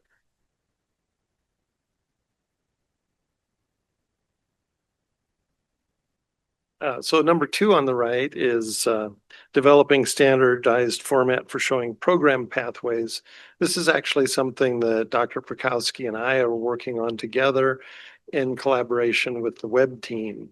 And what our goal is with this one is to, for every academic program, have a description of what that program is, what is the course sequence, and when should you be taking courses and in what order.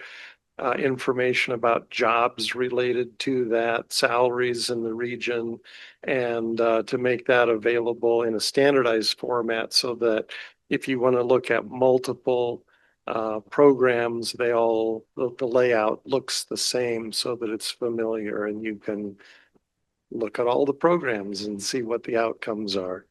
So that's under development, and we're excited to roll that out. Me again. The last one on the, or not, sorry, number 3 on the right-hand side there. Begin implementation of the Aims model for advising case management and ensure all advisors and faculty advisors receive appreciative advising certification in support of holistic advising practices. So that really covers a lot of the work that we're doing, but to go a little bit more into depth, under the leadership of Rachel Veretto, we have developed the new Aims advising and case management model, and we are beginning training and implementation to get that process started. While the model will phase in over the next 2 years, so it won't actually be totally implemented for 2 more years within the next 2 years, it splits a student's journey at Aims across 4 segments: arrival, intention, momentum, and success, which is an acronym for Aims. Thank you, Rachel. And this will loosely mirror 15 credit increments toward a 60 credit degree, but there is flexibility within the model for short-term credentials and other exceptions. Additionally, Aims has partnered with the Office of Appreciative Education at Florida Atlantic University, and they'll be here in March to ensure that our advising staff across the division are trained in that appreciative advising pedagogy and ultimately receive the certification of appreciative advising. So we'll be continuing that work over the next couple of years. And I'll hand it over to Chuck to talk about the Health and Wellness Center.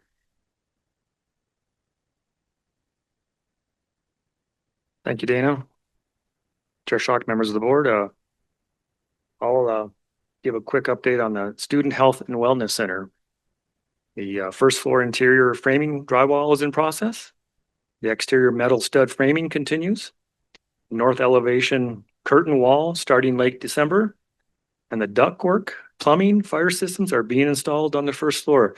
This building's moving along very nicely. The weather's been very cooperative on that. And while I'm up here, I'll go ahead and just touch on within objective of strategy 2 of the Aims Workforce Innovation Center, or AWIC as we call it. All SOG is complete, and that is slab on grade. That means all the concrete's been poured for that building.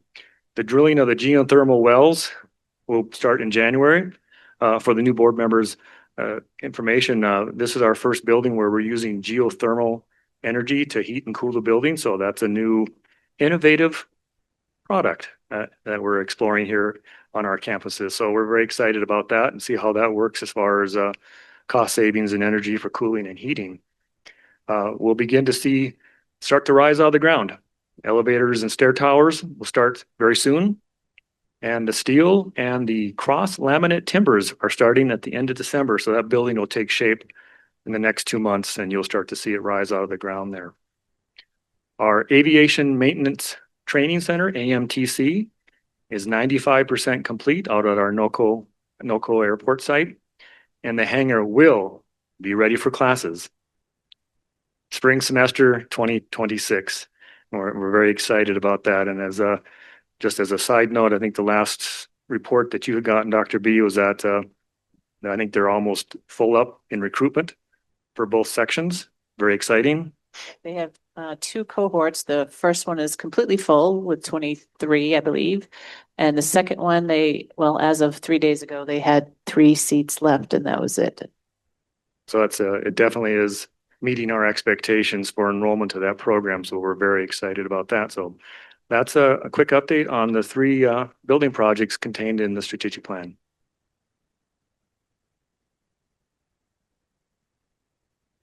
I'll just mention with the aircraft maintenance program, that's just a little over a month when classes start. So we're very excited that that's moving forward. Let's see. Standardized format for program. No, we did that one. So we're on the, I'm the hold up here. Okay. There we go. So I'm going to talk hear about report on badges and micro-credential pilot implementation. So as we've gotten into this, we have been trying to discover, how do you put this up as a digital credential? And so in addition to designing what are these going to look like and how are we going to name them and who gets to pick what they're going to be and who approves it, then you get into the logistics of when you click on it and you get into the metadata that talks about how was this awarded, who awarded it, what does it mean you know or can do. There's a lot of nuance to that, so we've been working through that. We've been working with D2L and some other vendors on how do these actually function within the systems that we have at Aims. And we're about to the point now where we're saying, okay, once all this work is done, how do you put them out on the web and actually award these? So a lot of that work has been going on. And also another issue we've been looking at is making sure that, because these represent aims, how do we ensure that these are rigorous and that they really mean something? And when people use them, they know that it's a real solid thing.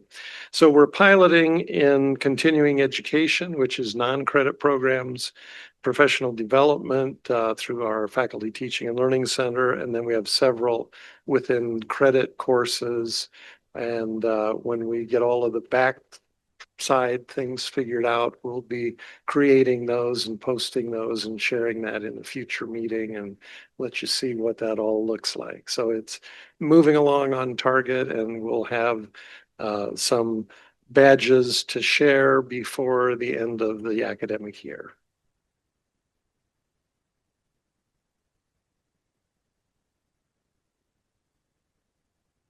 Okay, it's still me.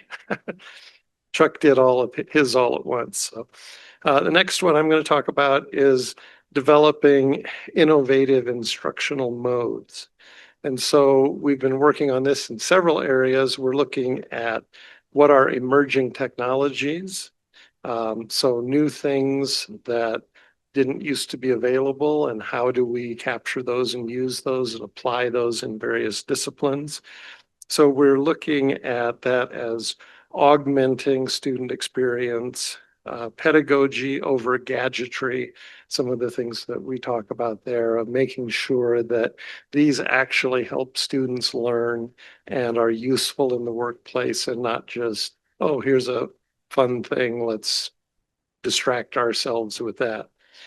We've begun to document our experiential learning opportunities, which is students learn by doing, not by sitting and listening.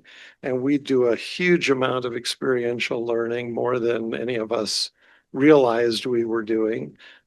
So we're cataloging that, and we'll be showcasing some of that in the AWIC when that is up and operational.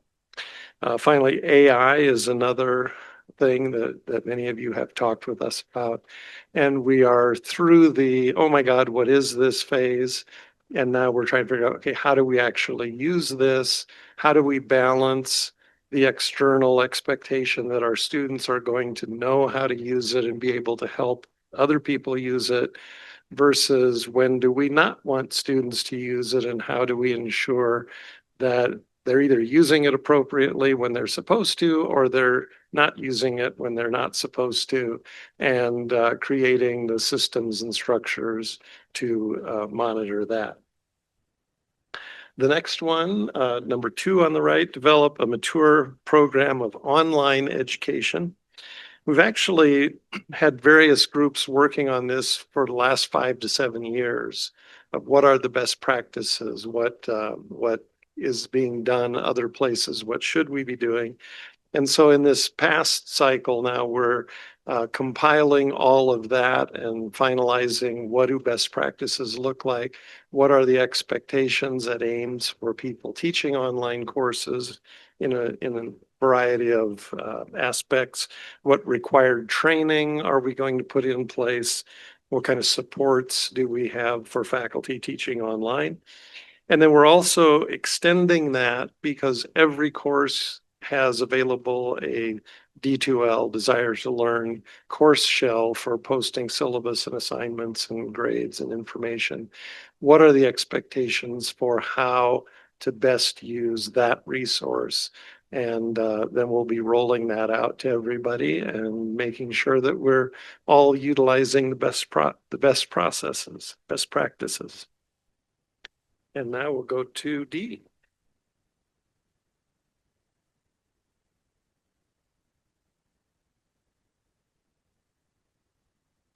So we have two initiatives under strategy 2, and they both align. In the first initiative, we are working on our mandatory training for our employees. And in this day and time, it's a requirement to ensure that we're managing our risk. And so we'll be working on that mandatory training for all employees through our new employee onboarding program. So all new full-time employees will have a component of mandatory training. And then we're also going to work on that on an annual basis as well. So have an annual program for current employees. The enhancements to the new employee onboarding program, and then we also provide a semi-annual Aims Insider experience for full-time and part-time employees.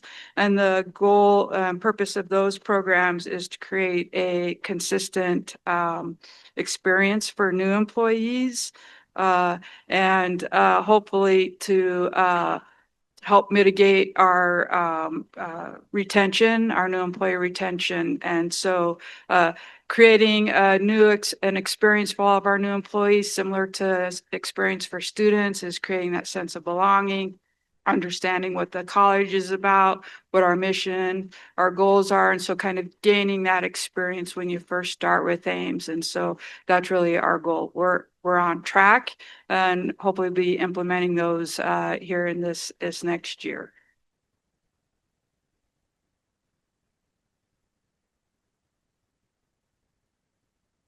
And finally, facilitating faculty staff training on accessibility standards and tools.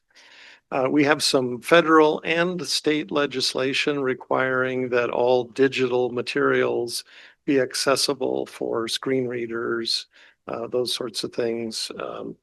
And we began work in earnest on this last summer. The initial estimates were that there in the course shells, the number of electronic documents is over 200,000. The initial estimate was that there are more than 150,000 accessibility issues within those documents. So faculty have been working since before last summer on the courses for spring semester. The deadline, the first of the legislation kicks in April 24th of next year. We hired a consultant. Michael Forbes came on board to help coordinate and provide tools and training so that we could begin to address this. And he started at the end of April. Our target right now is to have 90% or more of all spring course materials accessible to meet the upcoming standards. And then for you can't really be 100% accessible because depending on what student screen readers they have or what technology they're using, something might not work here or there for somebody. So we still have the disability services that can assist for unique cases where we need to enhance some accessibility here or there. But we're making good progress and we'll be continuing to monitor that. It's a lot of excellent work being done there.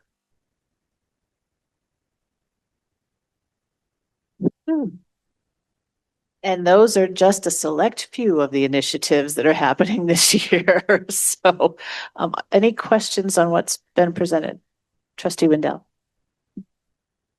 Everything is very exciting. Congratulations, and I'm sure you're exhausted, ready for your break. On the colleges for everyone, for the middle schoolers, I'm really excited to hear that, and I know you're working with District 6. Eventually, will you go out to the other middle schools within our taxing district? Beyond District 6. Yeah. Yeah, that would be a great goal. There's obviously resources tied to that from a human, mostly human resource perspective. The admissions office has done a little bit of restructuring to have another human helping do that work, because it really has truly been Rosa with the support of Fabian Garcia and the leadership team. But yeah, that is a wonderful hope that we would just need resources for. Yeah, thank you. We appreciate it. And I have a question. How many students did you have in the cohort that you did? So we didn't really do it cohort based. Rosa worked with the Gear Up programs within the middle schools to go actually to the middle schools and work with their classes that already exist. So that could be considered a cohort. The exact numbers I don't know, so I would have to get them back. I can definitely get that for you. But it was a number of middle schools in the district that then we hosted on campus, and that's what we got the feedback from. And how are these students identified for the program? Yeah, we're mostly working with the middle schools. A lot of them are Gear Up, already supported through the Gear Up program. Yeah. One of our goals is actually to figure out how to work with the district in order to get at students who aren't already in programs like that, because we know Gear Up works. I mean, there's proof that Gear Up works. So one of the things that we're working on is how to work with the district to incorporate those programs into other spaces where maybe we can help support and provide leverage that model to get to other students that maybe aren't already receiving that service, to broaden the access across the middle schools of the district. Thank you. And kind of along those lines, as you're doing this work, do they actually get to come to the campus and take a look at it? They do. That's actually why part of Rosa's intention around creating this curriculum with the district is because middle school folks are always wanting to bring their students to campus. And I've worked at college admissions for 20 years. And while it is awesome to show students campus, without a little bit of that college and career curriculum and readiness that Rosa has really started implementing into the middle schools, it's kind of like a glorified field trip, so they come and they don't have any context or understanding of what that might mean. And so the curriculum that she's built, that she's doing in the schools, is really modeled to give them context and understanding of what it means to be visiting college. And that we brought middle schoolers to campus just about 3 weeks ago. And I can get those numbers for you as far as the visit numbers, but there were a couple hundred of them. So yeah, we did bring them to campus just a couple weeks ago. And the intention is to do that every semester. Thank you for the questions. Anything else? Any other questions for anyone? Thank you. Thank you, Cabinet. I do want to just take a point of privilege, since we're still under the President's report, that I didn't get a chance to mention earlier when Trustee Solis and Mieczkowski met with the Cabinet. And this is really to the whole board. You have an excellent Cabinet team. Excellent. Their expertise, they have years and years of expertise in their fields. They have a true heartfelt focus on and passion for student success. And they lead their teams expertly and with professionalism, and they're fantastic role models. So you just need to know that. And I would then extend that to our employee base. As you get to know our employees more thoroughly and fully, we have outstanding employees at Aims. Their heads and their hearts are truly in the absolute right space. So I'm hoping you'll feel that. And their expertise is amazing. Okay. Next, thank you, Cabinet. So in the board meeting, you saw that we have representatives from the Student Government Association, the Faculty Association, and the Staff Association. A couple of years ago, we also established an Aims Administrators Group that meet regularly. And twice a year, they give their updates to the board. And this is one of those times. Dr. DeCosmo is currently the chair. Is it that chair? Yeah. Chair of the Aims Administrative Group, and she wants to update you. Yeah. Thank you, Dr. B. Good afternoon, Chair Schock, members of the board, Dr. Bornstein, cabinet, and colleagues. As the fall semester comes to a close, I am pleased to share an update on the work that the administrators group has been engaging in over the past few months, as well as share a little bit of a preview for our plans for the spring. The Aims Administrators Group is made up of leaders from across the college who have the administrator job classification in their titles. Our goals are to strengthen communication and transparency, to reinforce shared expectations, and to support a positive and collaborative culture. Our work this year has been grounded in leadership development and fostering consistency in how we support our teams and our students. This fall, we focused on extending the impact of Aims's speaker series by taking a deeper dive into the content shared by our fall speakers, Dr. Amy Cuddy on presence and Leif Babin on extreme ownership. These conversations helped us to reflect on the everyday leadership behaviors that shape our daily work and influence how we show up and how we can apply these concepts to better serve our teams and the college community. We also engaged in the Clifton Strengths learning session with a certified Clifton Strengths facilitator. All of the administrators either completed or had recently completed the Clifton Strengths assessment. And together with the facilitator, we explored our individual as well as our collective strengths. We found that as a group, we tend to naturally lean into the relationship building and executing and strategic thinking domains. And we had some great conversations about how we can continue to grow our skills in the influencing domain. And the work gave us a clearer picture of where we are strong and where we can stretch. It will help us to collaborate and communicate more effectively, and it will help us to recognize how we can best contribute to a healthy institutional culture. Looking ahead to the spring, our focus on leadership development will continue. We plan to dig into the next speaker series presentations, Dr. Myron Roll in February and Captain Sully Sullenberger in April. And we will explore how we can use their insights in our roles across the college. Additionally, in the spring, the administrators group will participate in a half-day futures thinking training. This will give administrators some shared language and tools to prepare us to support Aims's newly formed futures thinking team and help the college anticipate emerging trends and stay ready for what's coming next in higher ed. And then we plan to conclude our year by reflecting on our learning and reviewing our group norms. Our norms outline the expectations that we set for ourselves for how we communicate, how we support our teams and one another, how we model transparency, and how we reinforce positive culture across the institution. We will revisit our norms this spring to ensure that they remain meaningful and relevant and align with our learning from the year, as well as Aims's mission and values. I'll be back in May with another update once some of this spring work is underway. Thank you for your continued support of the Aims Administrators Group, and I'll be happy to answer any questions that you might have. No questions? A dynamic group. Thank you, Dr. Thank you. Mieczkowski. Next on our agenda, Dr. David Ayler would like to present course and lab fees. This does not need action, it's for information.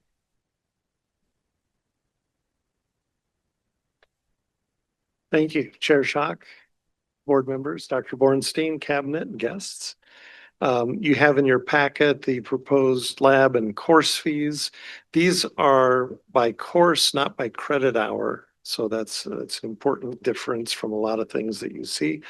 Many of the smaller increases are due to changes in like the cost of metal for jewelry making, glazes, paint in the automotive body program, those sorts of things. And I want to highlight a few that I think are a little more interesting. In the business, you see one that has gone up quite a bit and one that has gone down. And some of that is that some of those materials have been shifted from one course to another. And then there was an increase in the exam fee. So if you look at those together, it's not as big of an increase if you just look at the one. Sometimes the fees go down. Computer information systems is a case in point. Last year, the faculty instituted some certification type exams in the course as a pilot, and they decided that that didn't really add value, and so that is being dropped back to zero. So we don't often see budgets go down. That was an interesting one. The other that I wanted to draw attention to is in the public safety area. EMS, paramedic, and fire science. They all have some pretty hefty increases there. In the past, we've had students go to the bookstore to purchase their uniform materials, and we've been less than thrilled with the quality of some of those. Sometimes the dye lots didn't match, so the shirts and the pants didn't look good together. Sometimes things weren't available and students couldn't get them until well in the semester. So we've switched that process to now we're including that as a course fee, and we're ordering and handing those out in the classes. I did a little digging on that, and actually we're able to provide it at a slightly lower cost than what they were purchasing at the bookstore. And see, the EMT, it'll be $8 less overall than what they were paying. Fire Academy, $68. Paramedics, $229 less for the students by doing it this way. The other advantage of the change, many of the students in these programs are sponsored by their employer, and it's always been a hassle for them to pay the tuition and then have to figure out how to pay the costs for the students to purchase these materials. Now it'll all be one bill, and that should make it easier for the student sponsors. Are there any other questions about fees?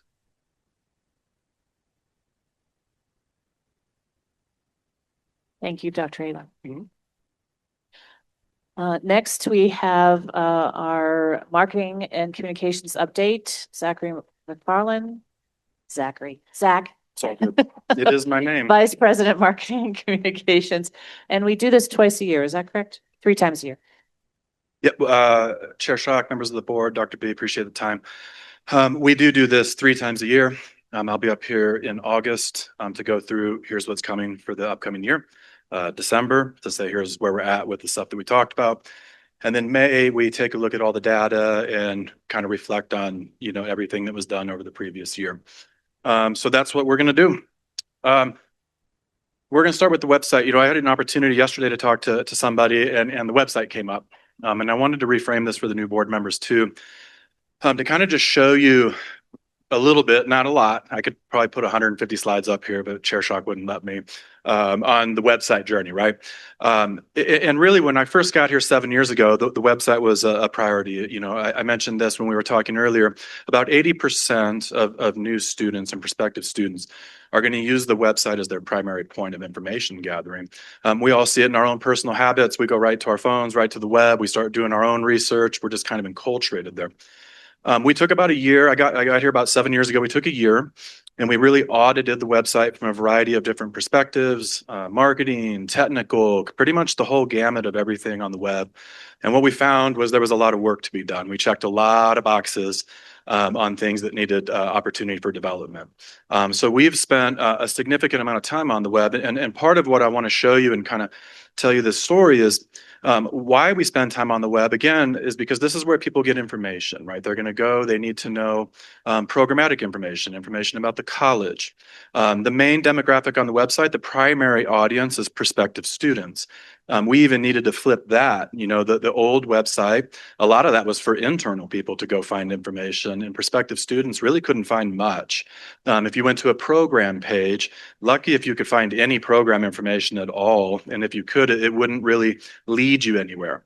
So what you'll see here is really a years-long effort to kind of patch all of that up. And we really started with UI UX, that's user interface, user experience. Really saying, hey, it's prospective students need to come on here and find this as a valuable resource, really from the homepage on.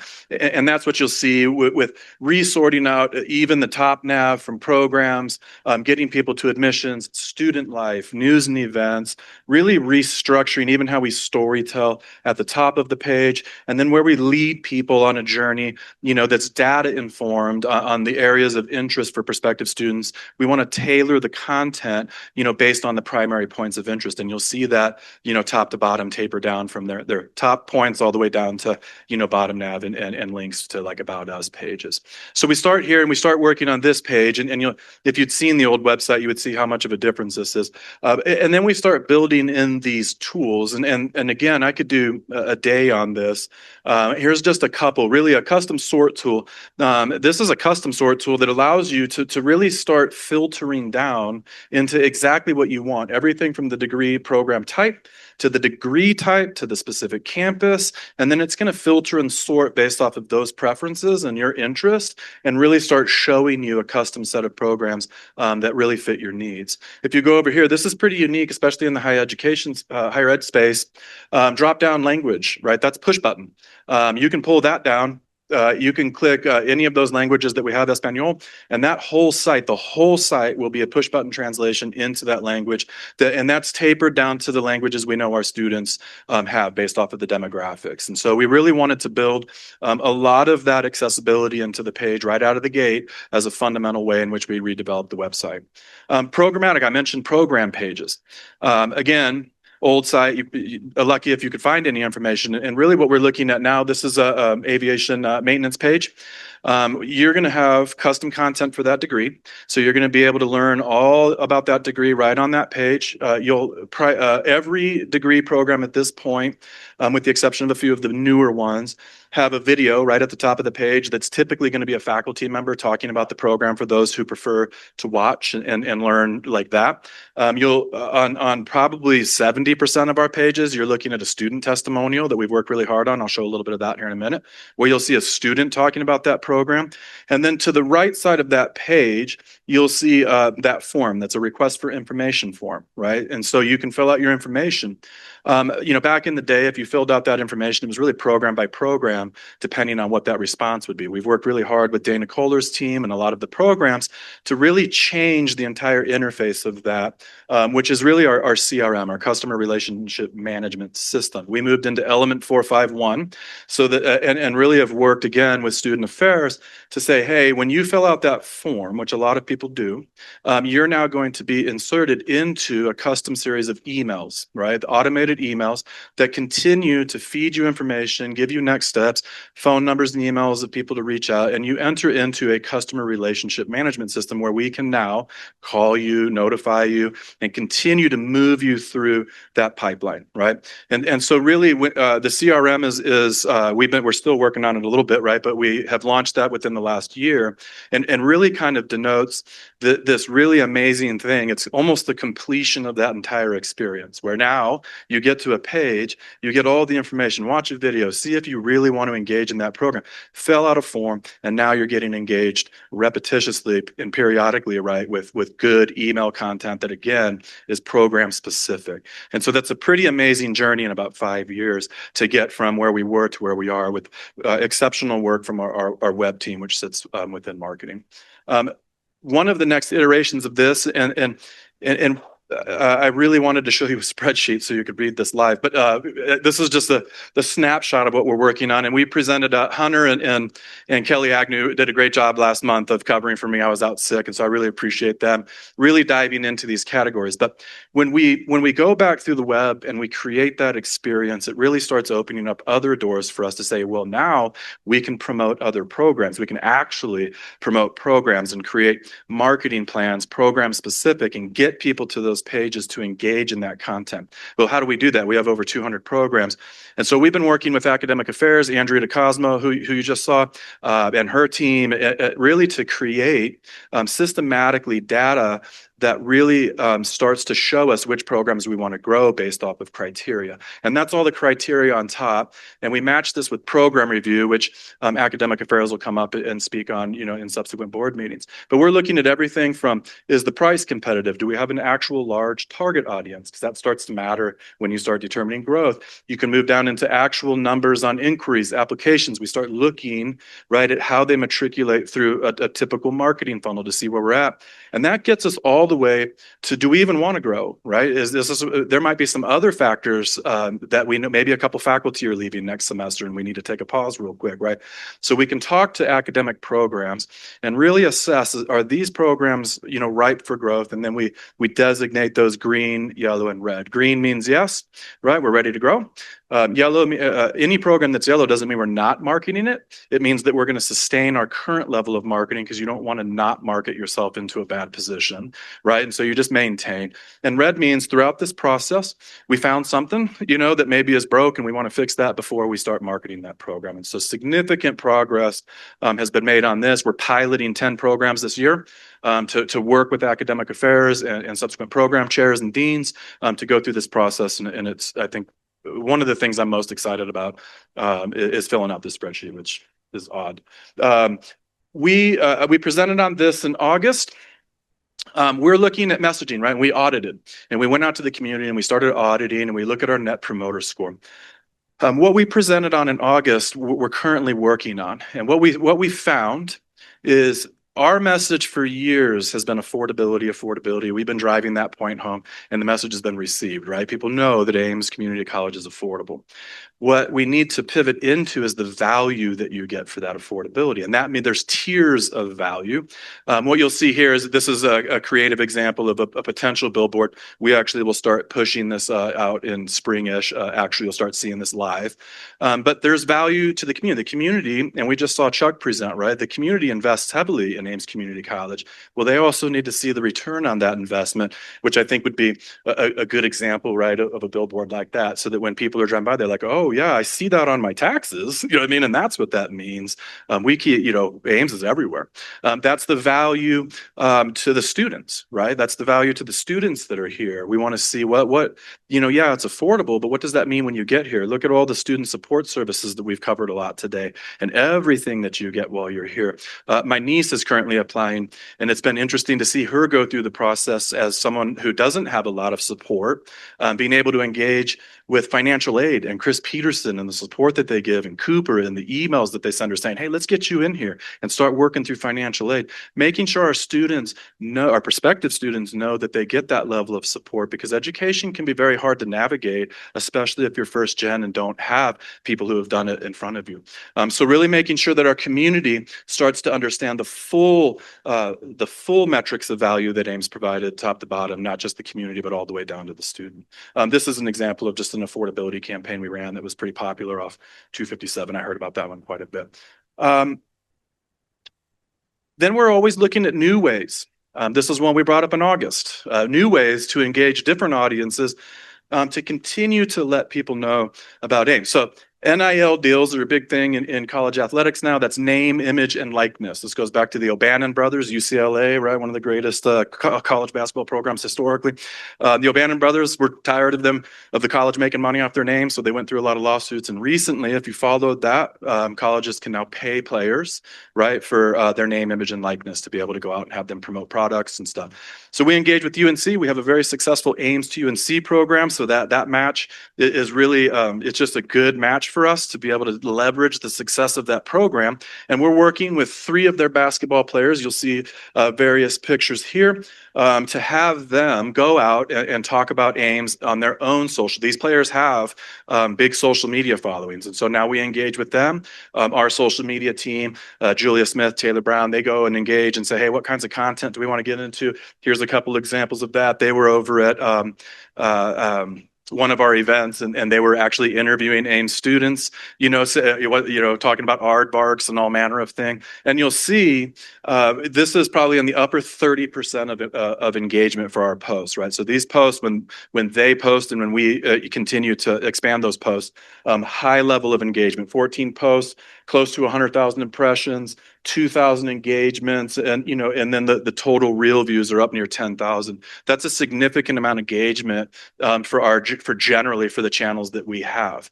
And so really just looking at the other benefit of this is I saw Brock, he's the guy in the red shirt on the right, he's about 6'6", Terry, 6'8", something like that. He was in the first meeting, he stood up and I just said, well, I can just have my kid quit basketball right now. He's never going to be 6'8", so we can just check that off the list, So we saved ourselves a lot of time and energy.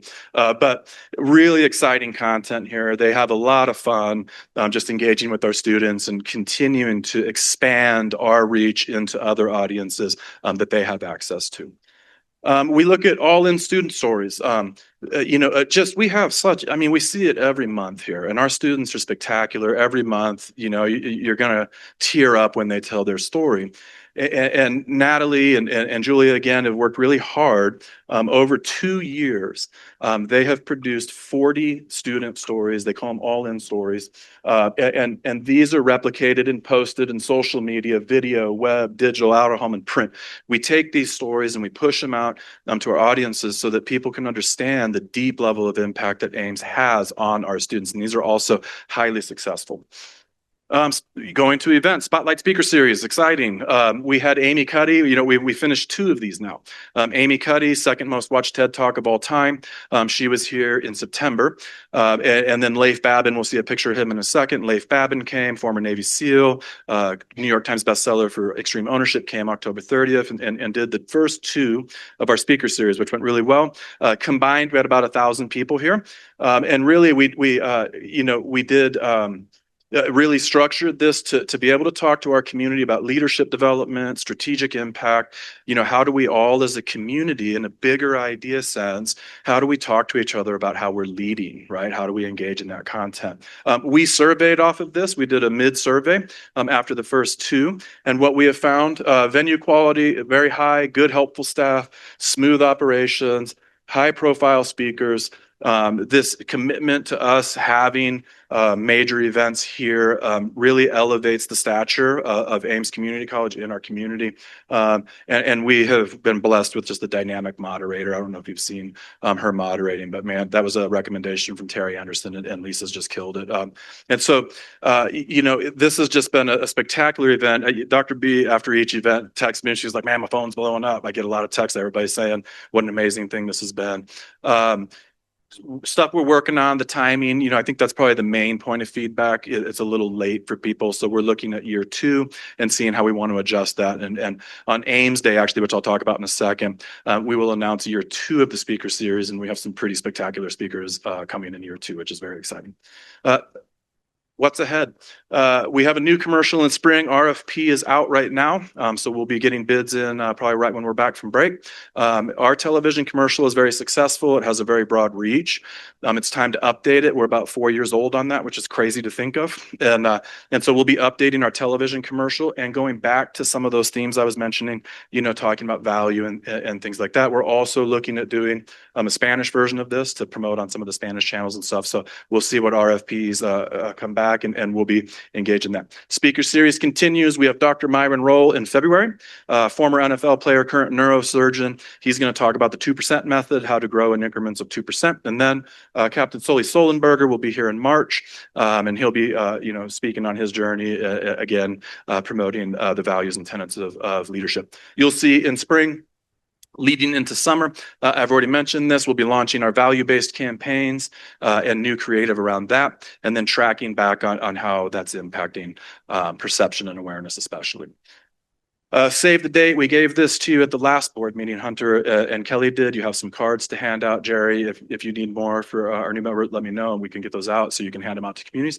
But we will be doing 11 to 1 on January 23rd. It'll be Aims Day. Aims Day is actually the day after, but we won't be here on a Saturday. So we'll have an event. It's going to be great. We have multiple speakers. Marilyn, Chair Schock. We have Mitzi from Sunrise. I believe Zach Mannheimer, we're working with him from Alquist to come speak, and really just letting our community know everything that's going on, in our strategic plan. And again, the value and the impact that we're having out there. We also have a Board of Trustees communications plan, and Chair Schock just worked with us, so we wanted to give you a little bit of the data on this, which LinkedIn, we see a lot of engagement on LinkedIn when it comes down to buildings, programs, and things, which makes sense for the channel. Produced the video for us right at the ribbon, I'm sorry, at the beam signing for the Health and Wellness Center, and very high engagement on LinkedIn for that post. 671 views, 200 on Facebook, sorry, and then 223 views on LinkedIn. And so again, that gets back to kind of the board's purpose of spreading that message, right, and letting people know all of the amazing things that are going on. Coming up in the Board of Trustees communications plan, we have a new board member introduction video. We have CTE month. Those are trade programs. We want to do photos and quote. We have opportunities there that we'll lay out. And then we have a lot of sponsored events. So how we typically work this is our magic man right here, Jerry. We send him those opportunities, and then he works directly with you all to start lining out if your availability, your availability and how we want to engage in those. Jerry already brought up, this is a brand new one, and it's in our talking points, which I'll be talking about next. But aviation did just sign an agreement with Frontier Airlines. And so December 16th, we just heard about this a couple days ago ourselves, which is exciting. December 16th, there's the agreement signing. So if you could make it, that'd be awesome. We'll have a lot of 2 p.m. Thank you for that prompt, Dr. B. And so we'll be doing that quarterly VIP newsletter that Dr. B sends. We'll be doing bios and photos of new board members in the December edition. So we'll be working through Jerry to get all of that information. And then we will be posting those to social media as well, announcing our new board members too. So social will see who's in. We move into January. Distinguished Fellow Award, we'll be promoting that. And then we will have some statements from the president, and then there's some sponsored events in all of these months that, again, we'll be getting to Jerry to see if we can attend.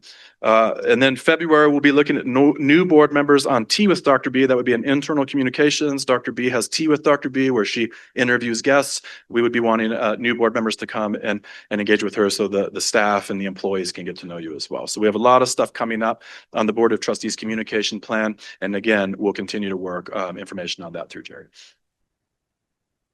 This is exciting.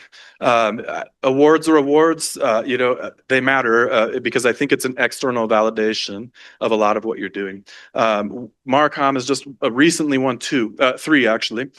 We won a platinum and a gold Marcom awards. These are actually international awards. These have thousands of applicants and things. So this is a pretty highly prestigious award.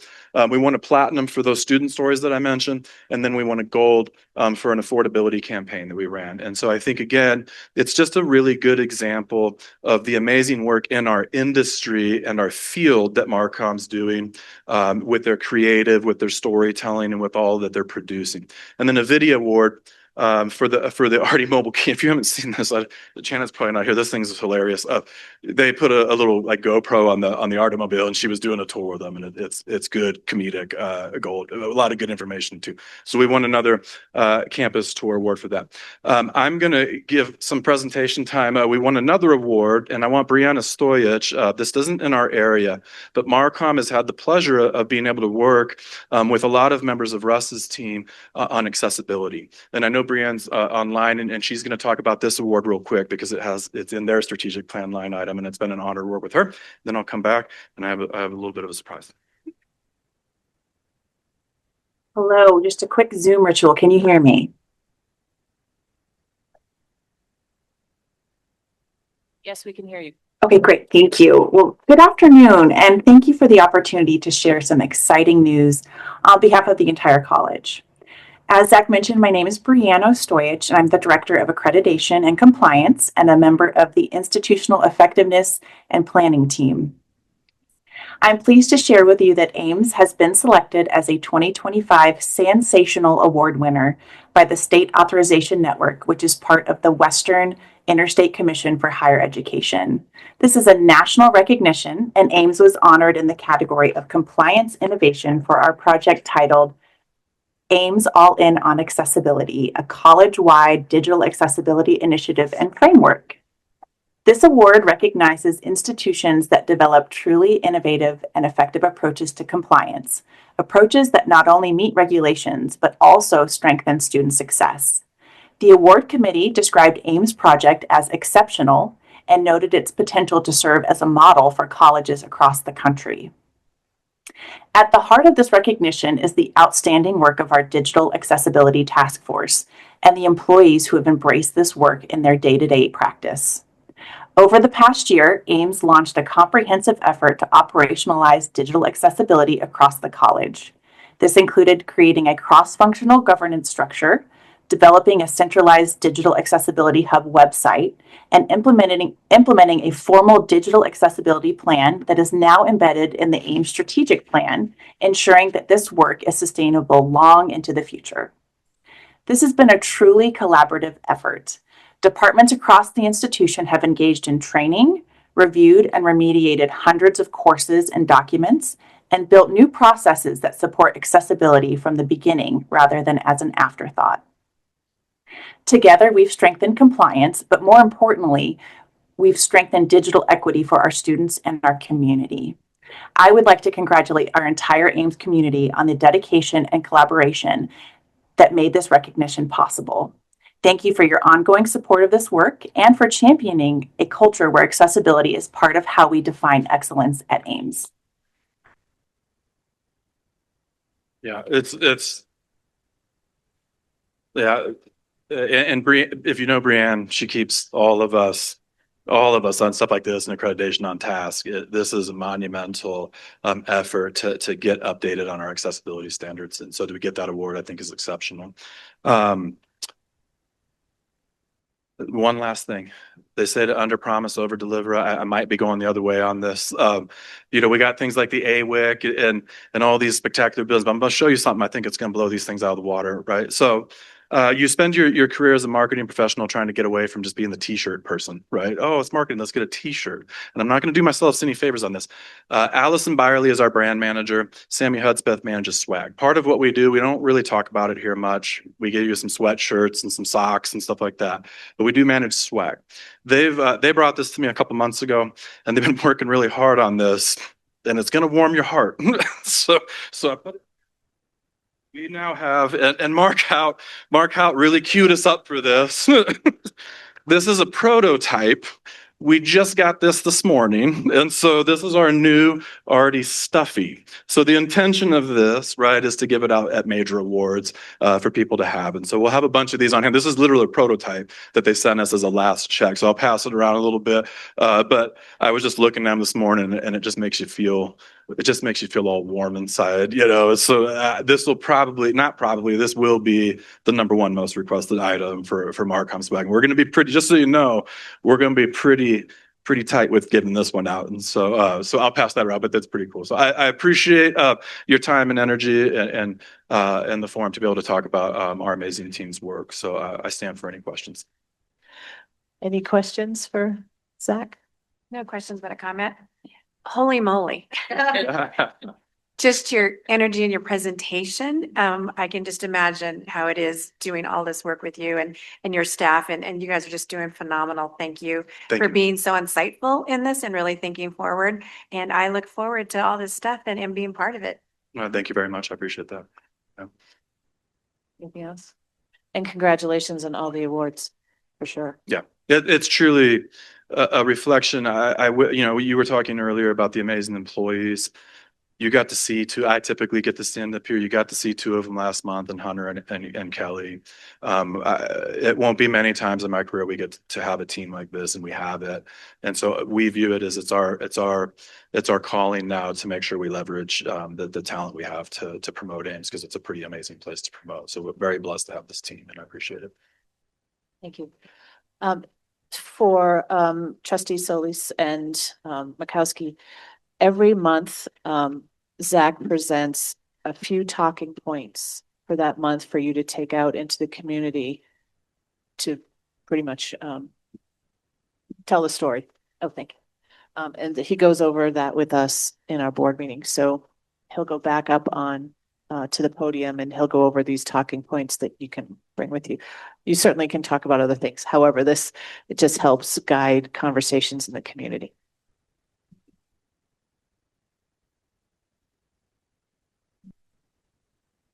All right, yeah, talking points. We go every month. If we have something to update, every few months we might not, and you would just keep the talking points from the previous month. December talking points, commencement Friday. So we thought it's a good time, right, to go through our graduation data and statistics. And really, I want to thank Julia Smith. She works really hard on putting all these together. She's our director of communications.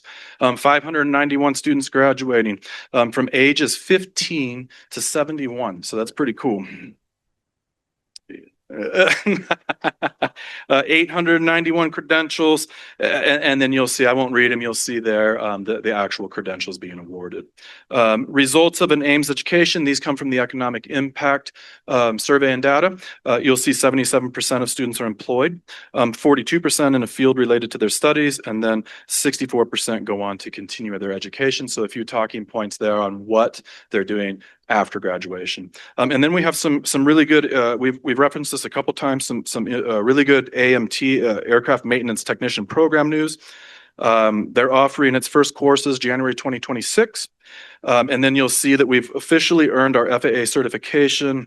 And then there's some technical stuff on part 147. And so you can read through that and see what that means. And then, as we mentioned, I know Eric Himmler is probably online and reading this, really exciting.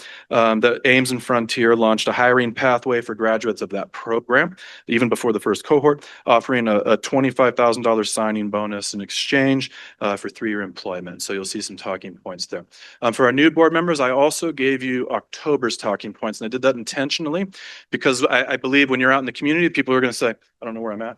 What are those 2 things going up? You know what I mean? Like we have 2 big buildings. In October, we presented those talking points to give you some health and wellness center and some AWIC talking points. And so I just wanted you to have those so you could talk about that out in the community if you needed to. So with that, I stand for questions on talking points.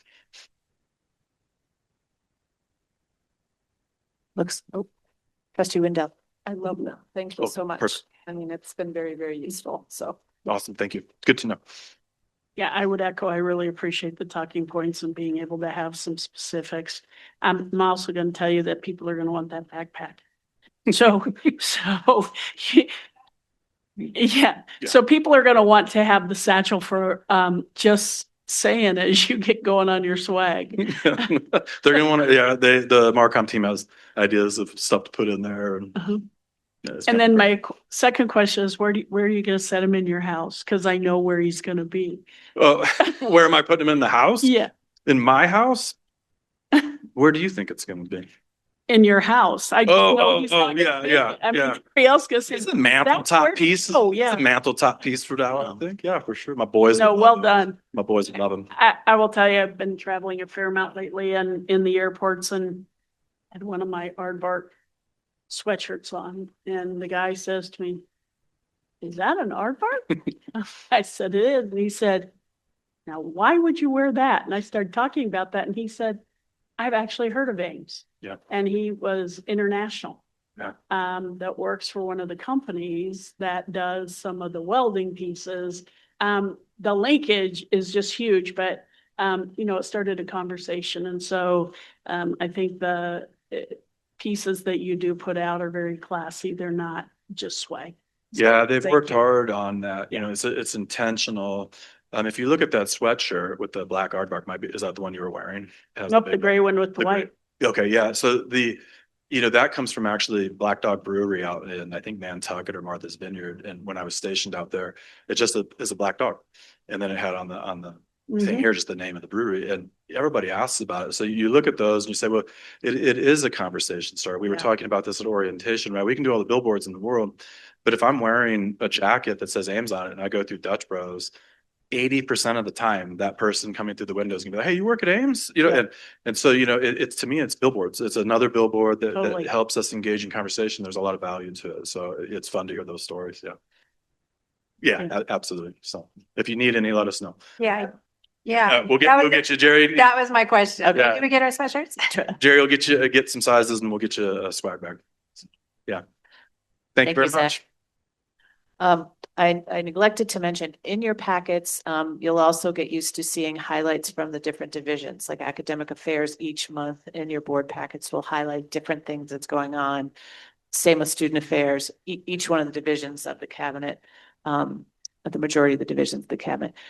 We don't get up and talk about everything. There's just awesome, way too many things going on. So if you have any questions about those, as you review them, now would be the time because we have our cabinet here that can address them. So are there any questions on the highlights that you had in your board packets for any of our cabinet members?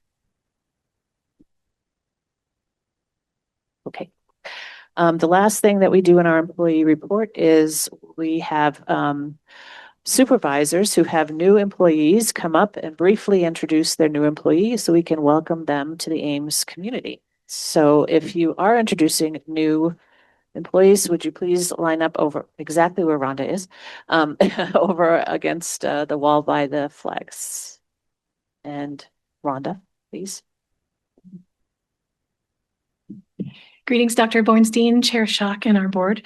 I'm Rhonda Johnson. I'm the Director of IT Networking Infrastructure and Communication Systems. And I have the pleasure of introducing two new systems administrators in our group, Kylie Olson and Ivan Milosevic. They are taking the place of two of our other staff who have opportunities.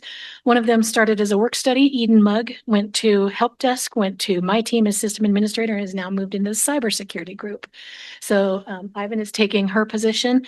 And then another person of ours, Alan Stevenson, has the opportunity to be a stay-at-home dad. So he has resigned as of January 30th, and Kylie is taking his position.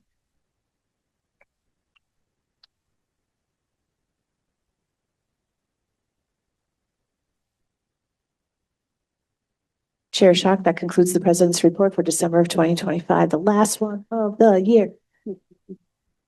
Thank you.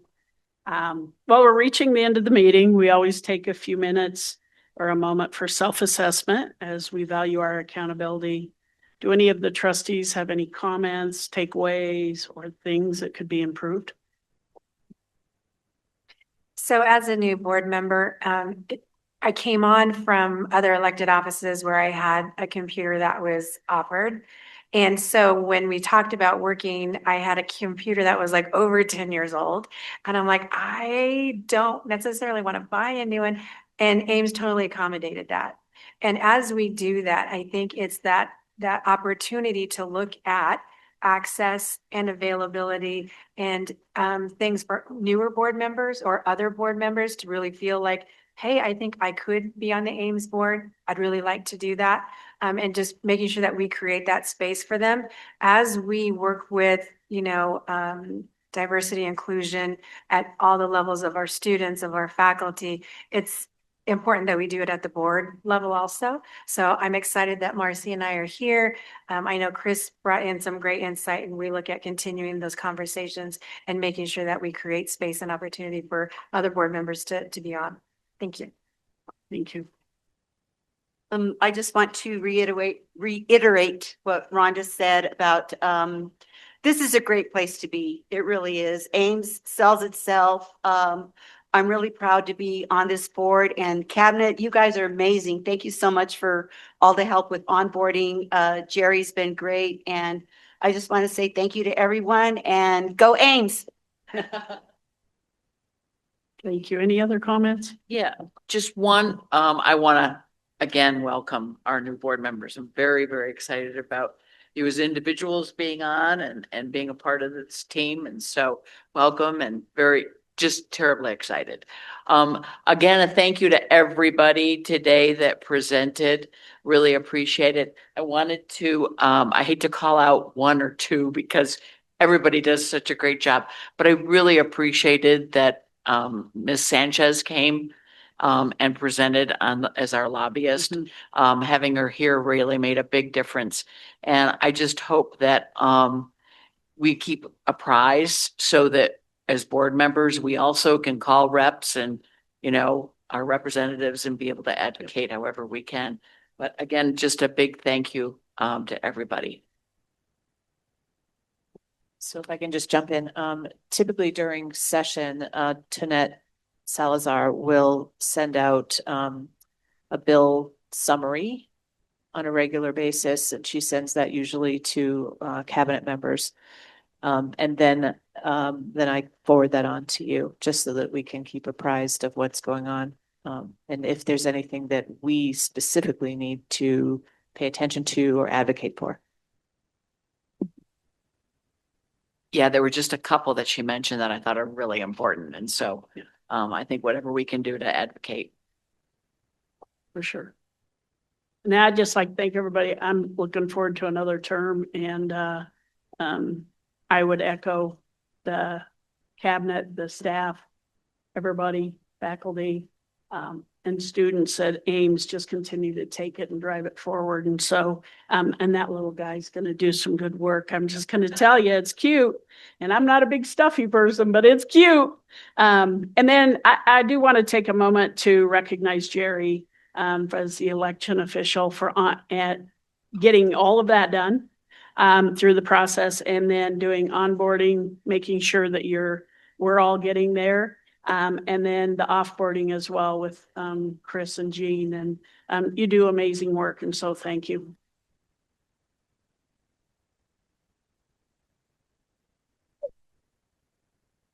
There are no other comments. I would entertain a motion to adjourn. I so move that we adjourn. Is there a second? Second. Thank you. All those in favor say aye. Aye. Perfect. Thank you. Meeting adjourned.